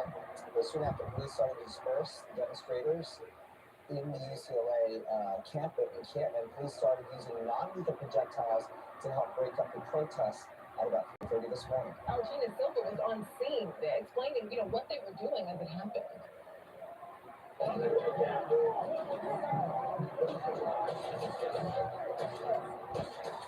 This is so dangerous. Again, they're shooting rubber bullets, but I can tell you from doing stories about rubber bullets, they are extremely painful. If they hit your leg, your arm, they could break your arm. But they're This was from earlier. into this encampment to get everyone arrested and out of this encampment. Again, the students were warned about this over and over. We were near the encampment for hours, and we kept hearing that speaker, the recording, letting them know what was going to happen, and they have time to leave to avoid this type of situation. And as far as we know, almost everyone's safe. Well, we should point out that this is a sound and video from earlier this morning, about 2 hours ago, just as officers decided to move in on the encampment. Live pictures right now of the remaining protesters in the encampment being taken into custody. We have a team there on the ground, including Mario Ramirez, who is just outside the encampment. He's been talking to protesters and watching officers just on the outskirts of that encampment. Mario, what are you looking at now? Yeah, we just saw a group of protesters here disperse, and you can see the line of law enforcement here that was pushing them back. We were with a group near that encampment, and right now we're close to Charles E. Young Drive and West Home Avenue. Just a minute or two ago, this group here said, "We'll see you tomorrow," and they started slowly making their way here down the street and around the corner. But we're thinking we're going to see a law enforcement presence here throughout the day at some of the main entrances. But the students for now appear that we were with, and around 3 o'clock this morning here on campus. And We're starting to lose you a little bit there, Mario, if you're moving around there, losing signal there. But, I just want to talk a little bit about this. Just what we're seeing, we saw Gigi in the same medical supplies, seeing many signs, giving a look at what was happening. We've seen some of the messages put out from protesters over the past days, and many of, the list of things that they were requesting, things that they need. There was also on those lists many things that they didn't need because of how much, when it comes to food and supplies and things like that, they already had. Right. I mean, there no doubt there was some organization there. Some supplies were being brought in from the outside. As you saw from Mario's live shot, protesters starting to disperse on the outskirts, and Gigi is on the inside where she's telling us the remaining arrests are taking place. Gigi, how does it look now? Anyone left? It looks like, here comes one. It looks like a handful. Actually, they're being escorted now the other way. The Los Angeles County Sheriff buses are standing by to take them. Unclear right now, and that's a question that we're going to pose to law enforcement, is what is going to happen to these protesters that were removed from the encampment here at UCLA? Will they simply be cited and released? And that is when basically their identification is taken. They're given what looks like a ticket, which has a court date on it, and they are just released. So they're basically booked and then released. And it'll be interesting to see if the Los Angeles County District Attorney, George Gascon, will indeed be filing any charges against the protester. All of that is an unknown. But we still see a couple of stragglers, but basically this is almost over. I would imagine that they're going to be taken into custody and that they're going to be released. They might. Also the reality is many of these people may not even technically be arrested. When it comes to being released, many of these people may be detained and sent home. When it comes to charges, we're not likely going to see many of people in jail because of their refusal to listen. They're exercising their First Amendment, and this went the way that law enforcement had wanted to, which was to avoid an escalation into violence.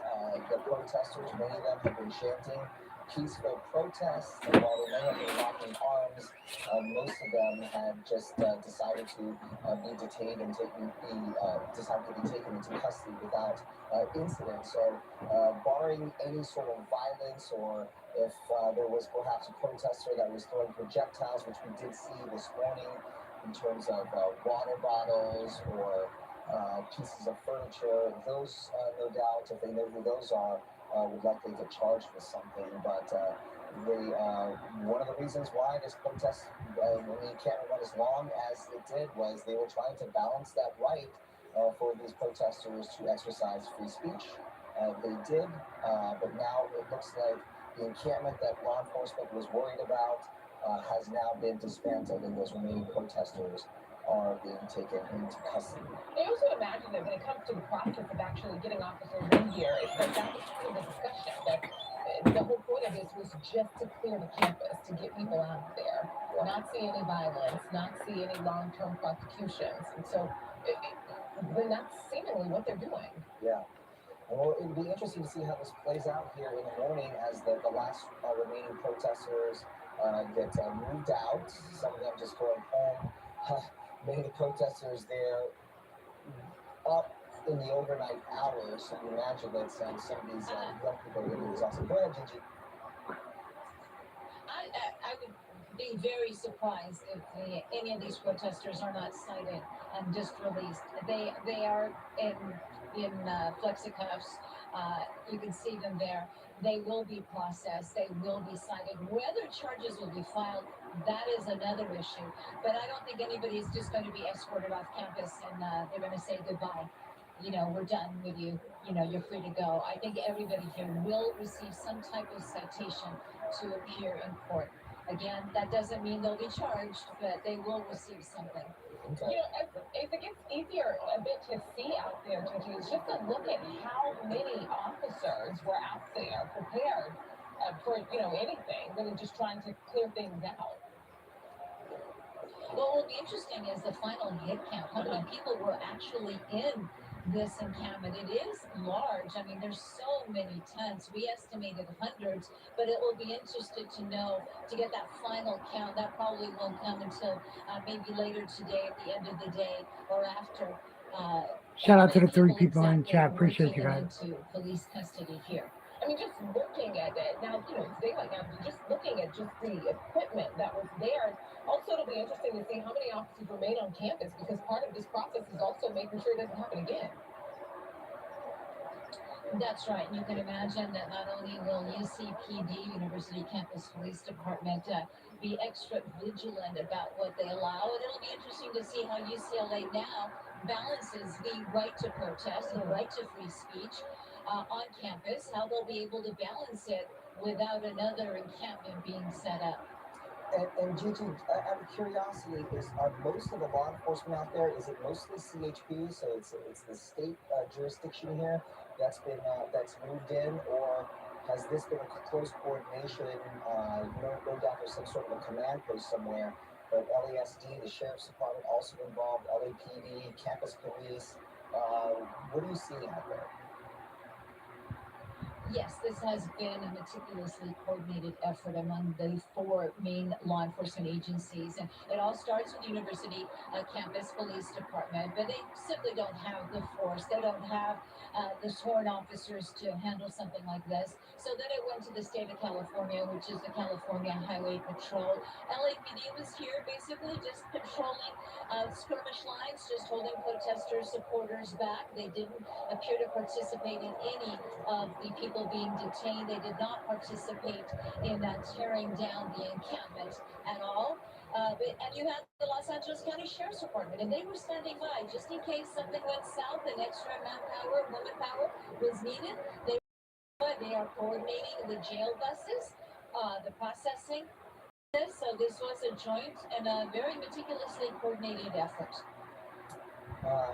Just looking at what we can see, look at this, because you know, and also the perspective of how interesting it is seeing how much was left in there is that we saw for hours how much officers were getting out of there as far as materials, pieces of wood, furniture, different things like that they were actually throwing pretty far away from it. So just getting a look now that the people have been moved out is just how much was still in there is jarring.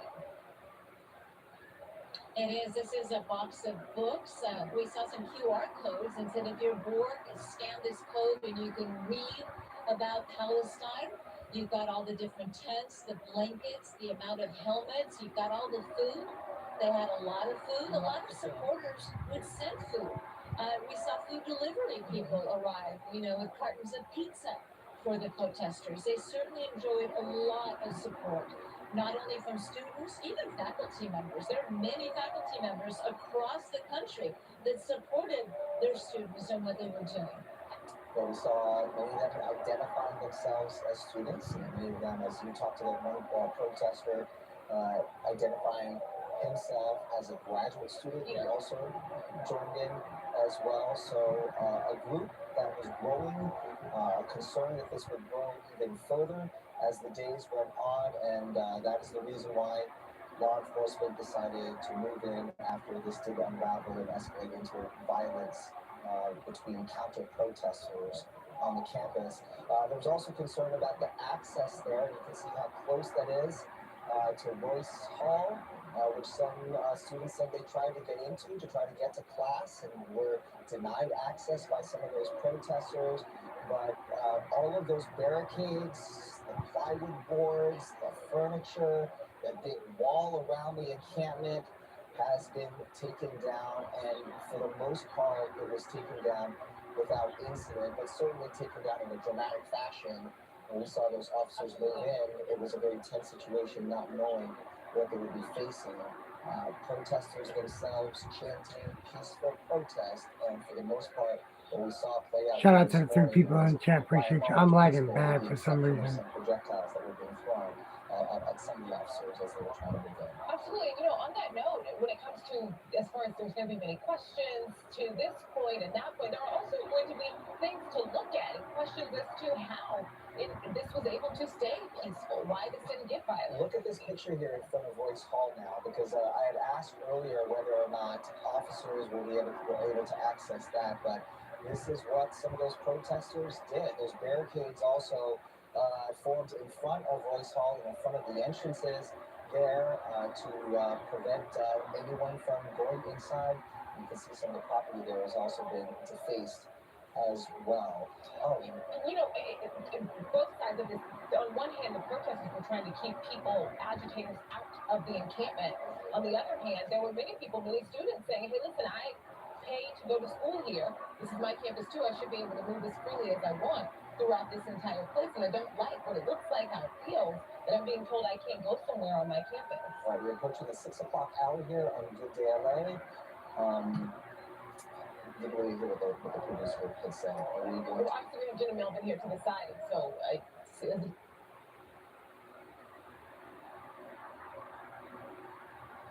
All right, Johnny. Appreciate you, bro. Oh, that's them.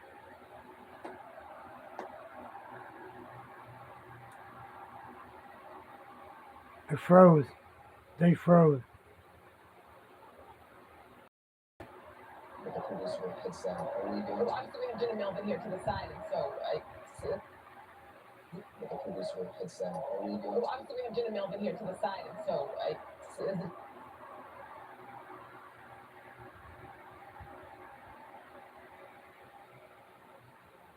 I appreciate that, Johnny, man. Oh, they keep. Oh, they went off. Well, guys.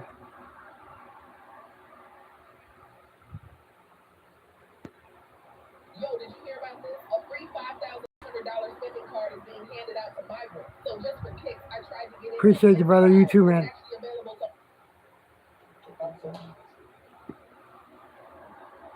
I appreciate you. Right. Oh, man. Let me move this up now. Since it went off now. I can't believe it went off in the way it did. Oh, wow. Hold on.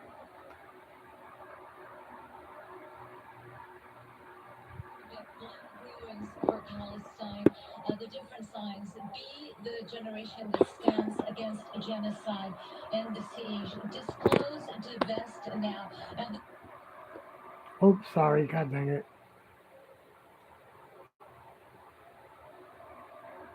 I gotta go back on that. Hold on, guys. Shoot. I didn't mean that. Dang it.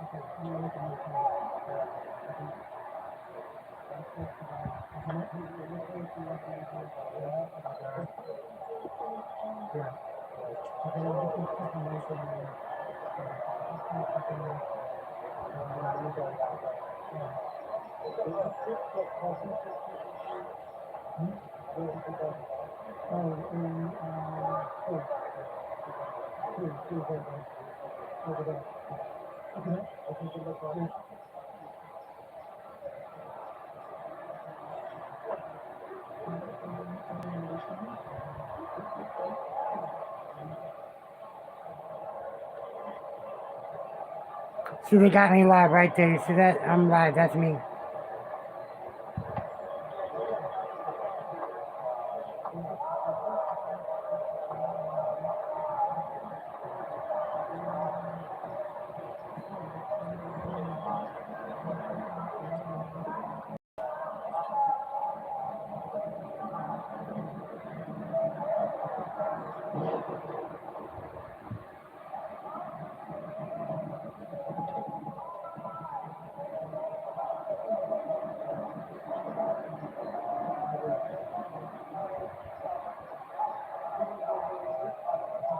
I hate to be the person that has to clean all that shit up now, man. Or the people that have to clean all that shit up. This is live, y'all, at the UCLA campus. Shout out to the 3 people in the chat.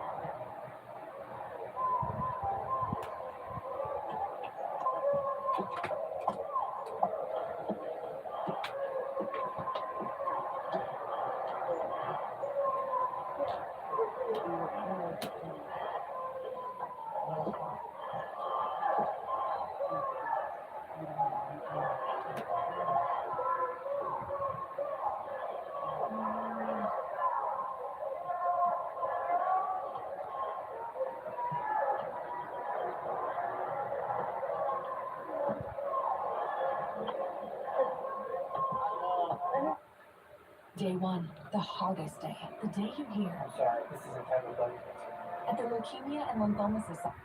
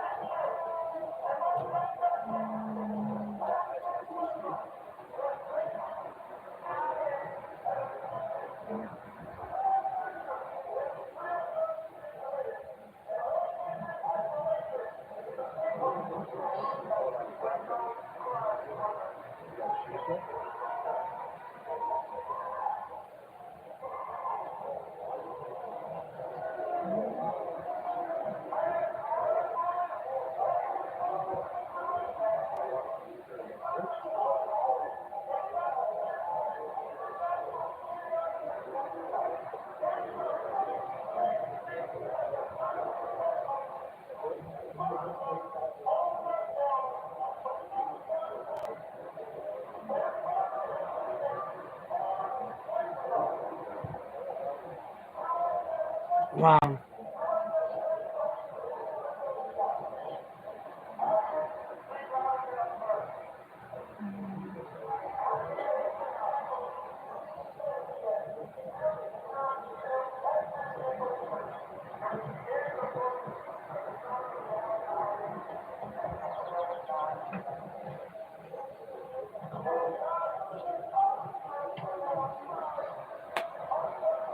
What the fuck is this camera guy doing?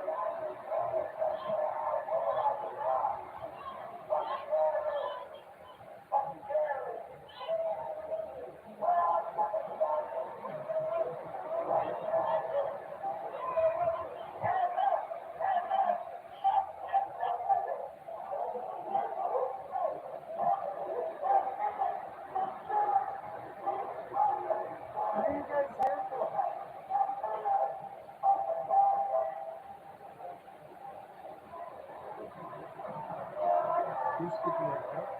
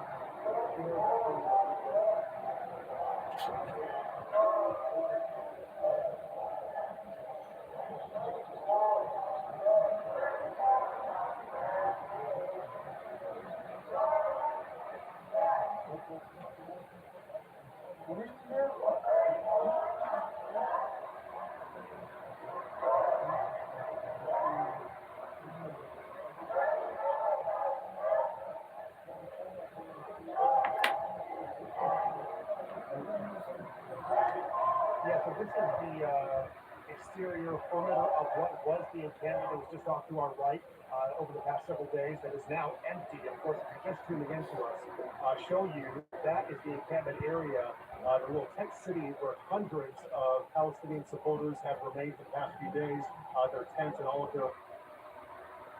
Oh, what the hell happened? Dang, my TV just went off, guys. Holy shit. Oh, well.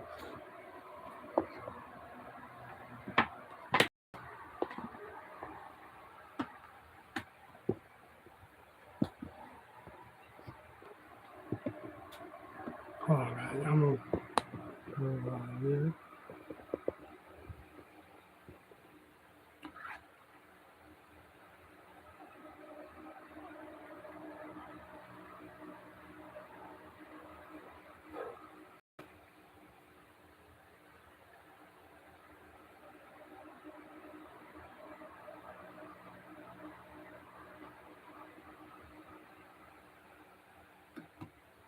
I'm gonna jump off now, guys. I'm off.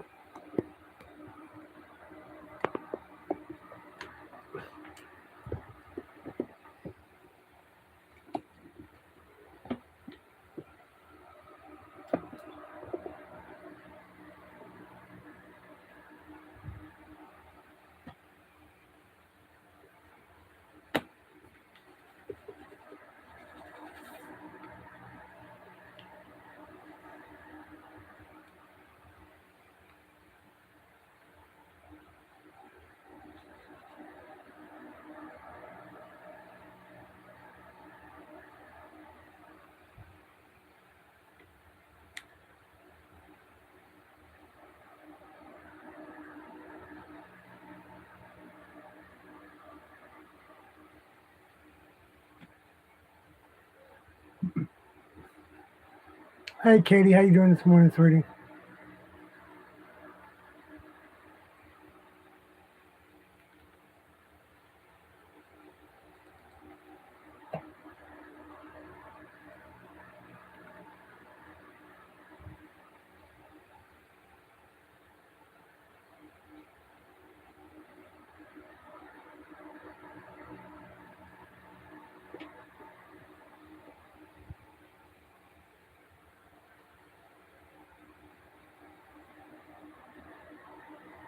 I'm doing good, Katie. Thank you for asking, sweetie. I'm doing good.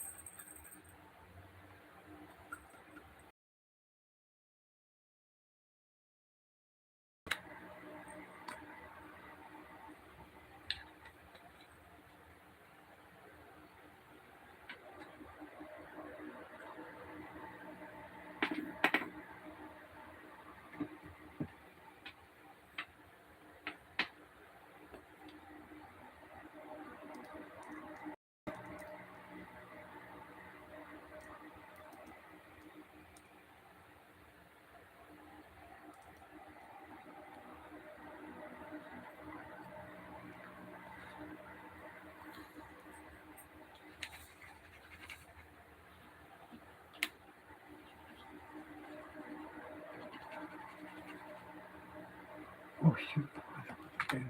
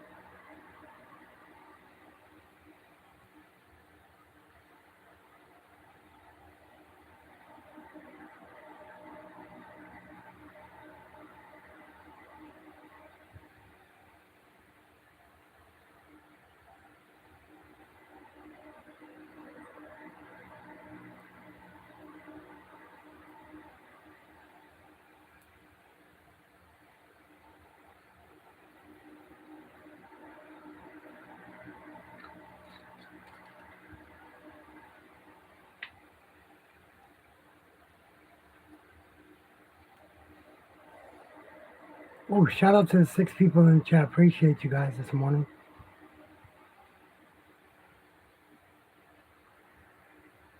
How is everybody doing? I'm doing good.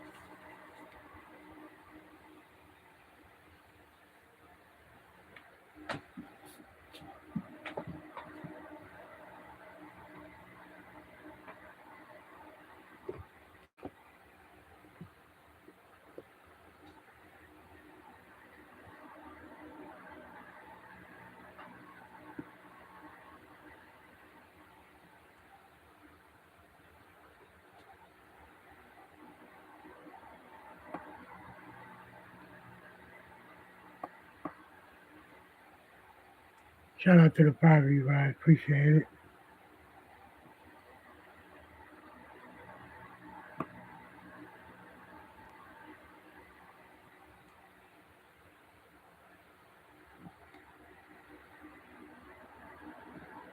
How is everyone this morning? Let me know how y'all are doing this morning.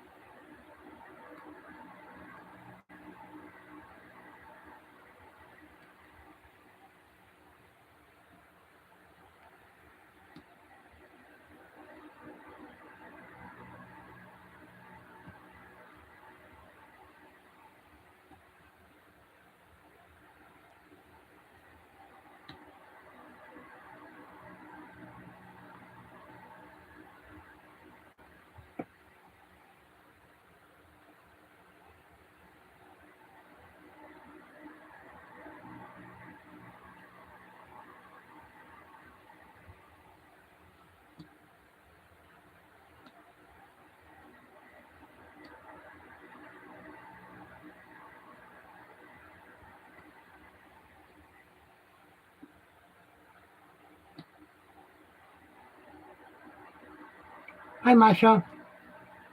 Just having your breakfast. Hi, Brie. Good morning.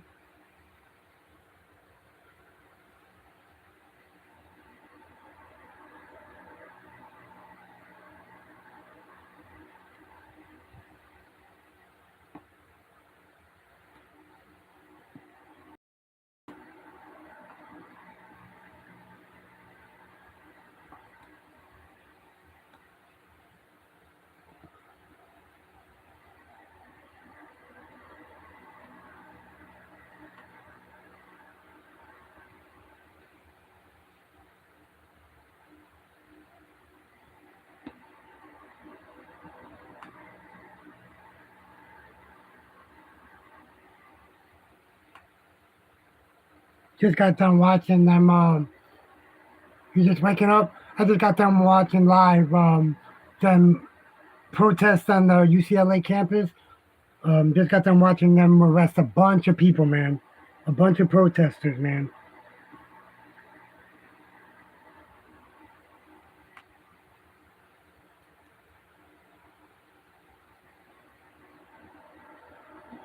Just waking up, okay.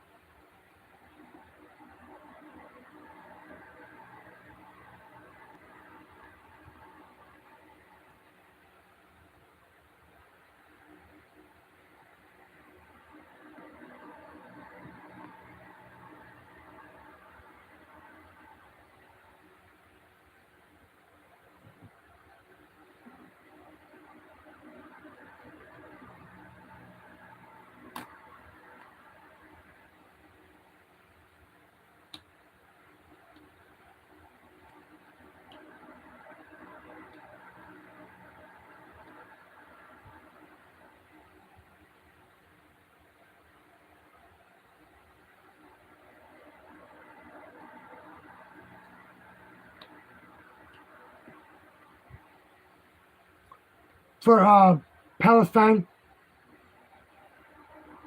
there's a Palestine protest. It started in New York,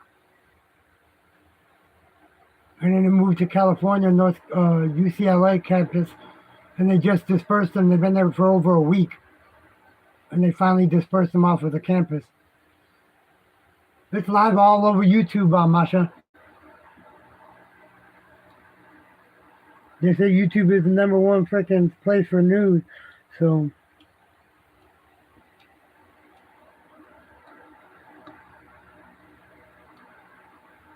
yeah. Said there were a couple of hundred people there, man, camped out there for over a week.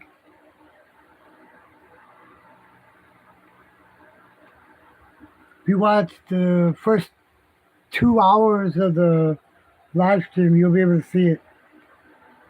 Hopefully YouTube lets this shit stay up.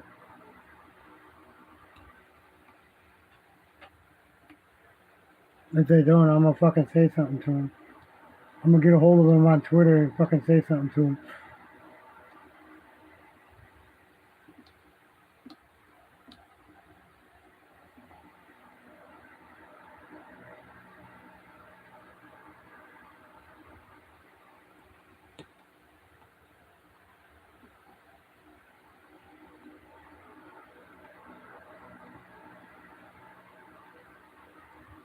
Gonna be a lot of crap to pick up, man. You should have seen it, man. Just right before it went off.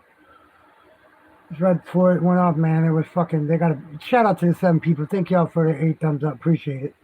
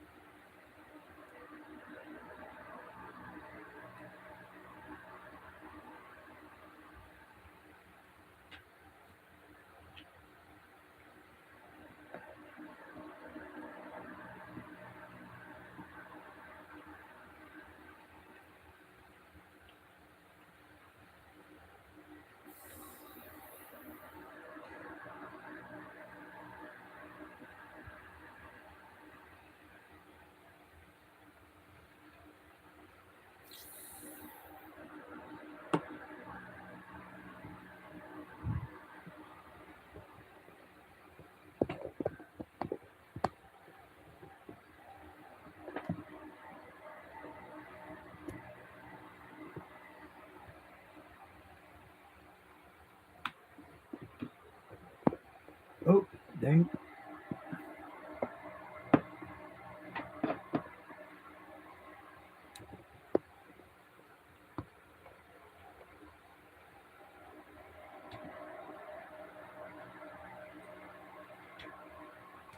Musa, mega love shout out. How are you this morning or this afternoon? Wherever it is, everybody. I'm doing good. Thank you for asking. How are you?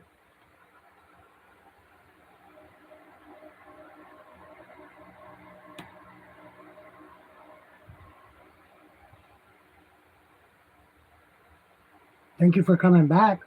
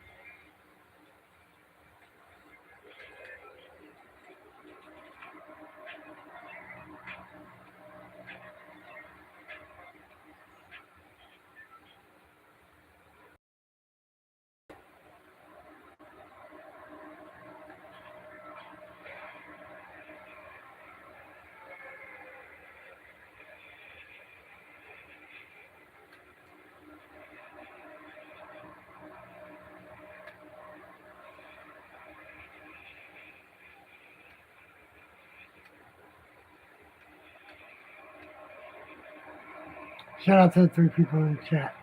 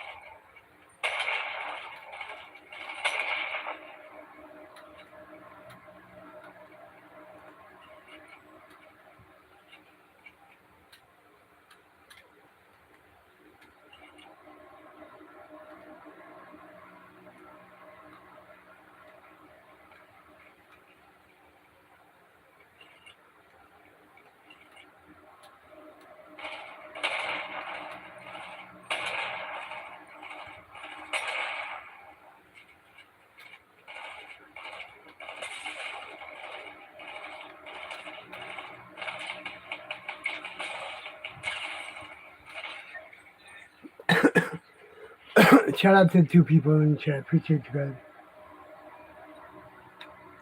almost won that one.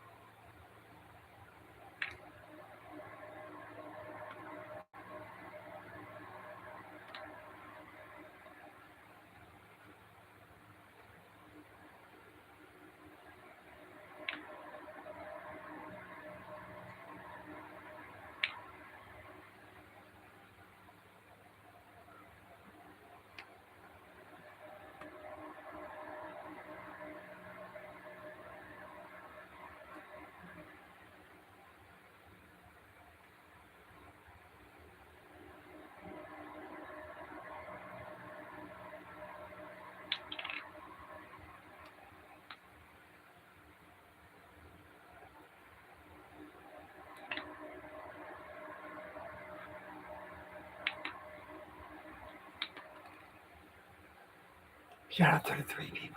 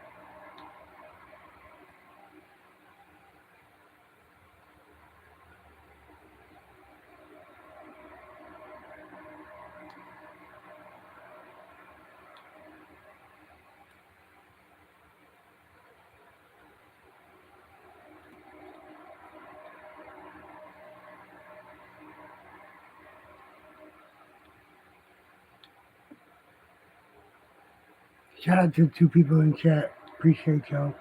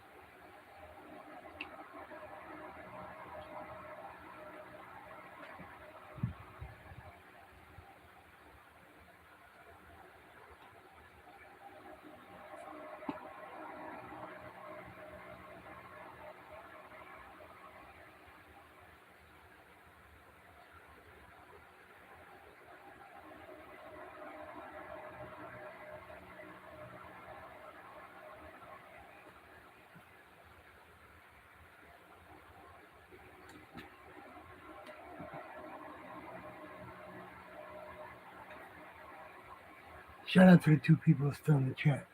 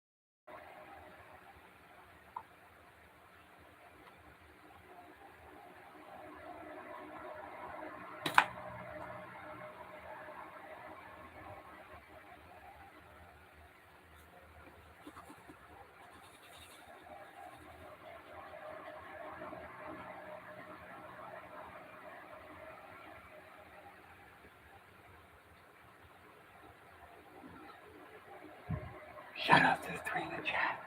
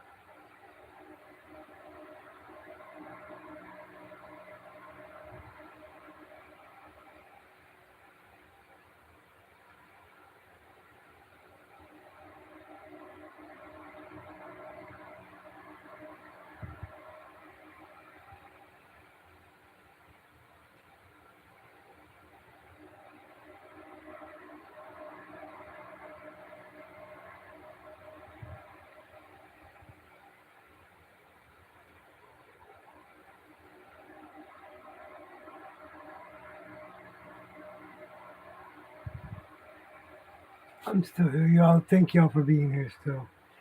Appreciate it.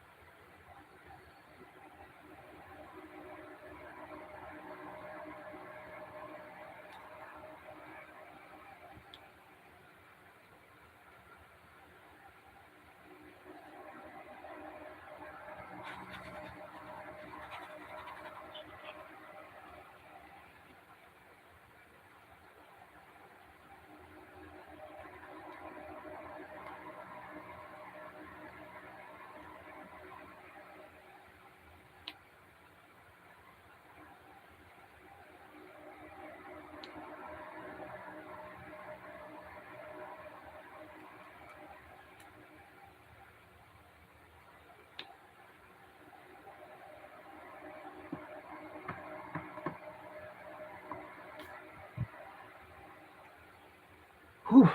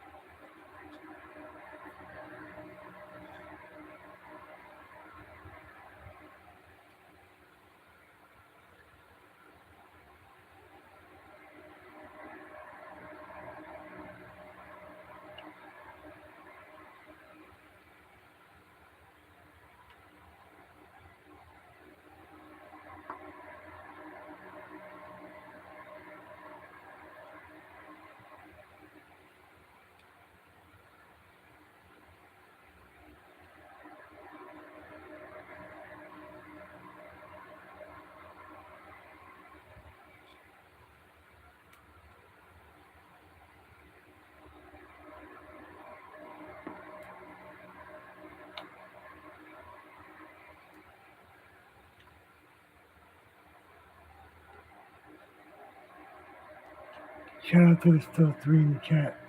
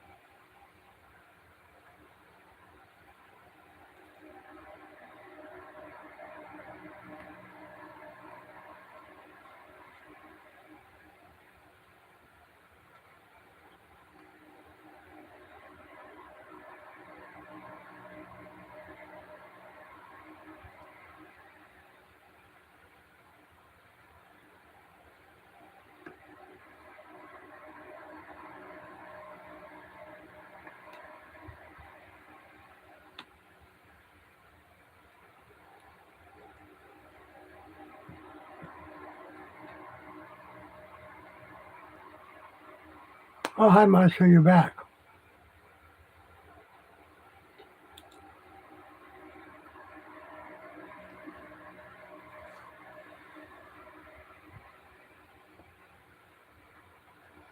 Didn't even show up on my TV for some reason.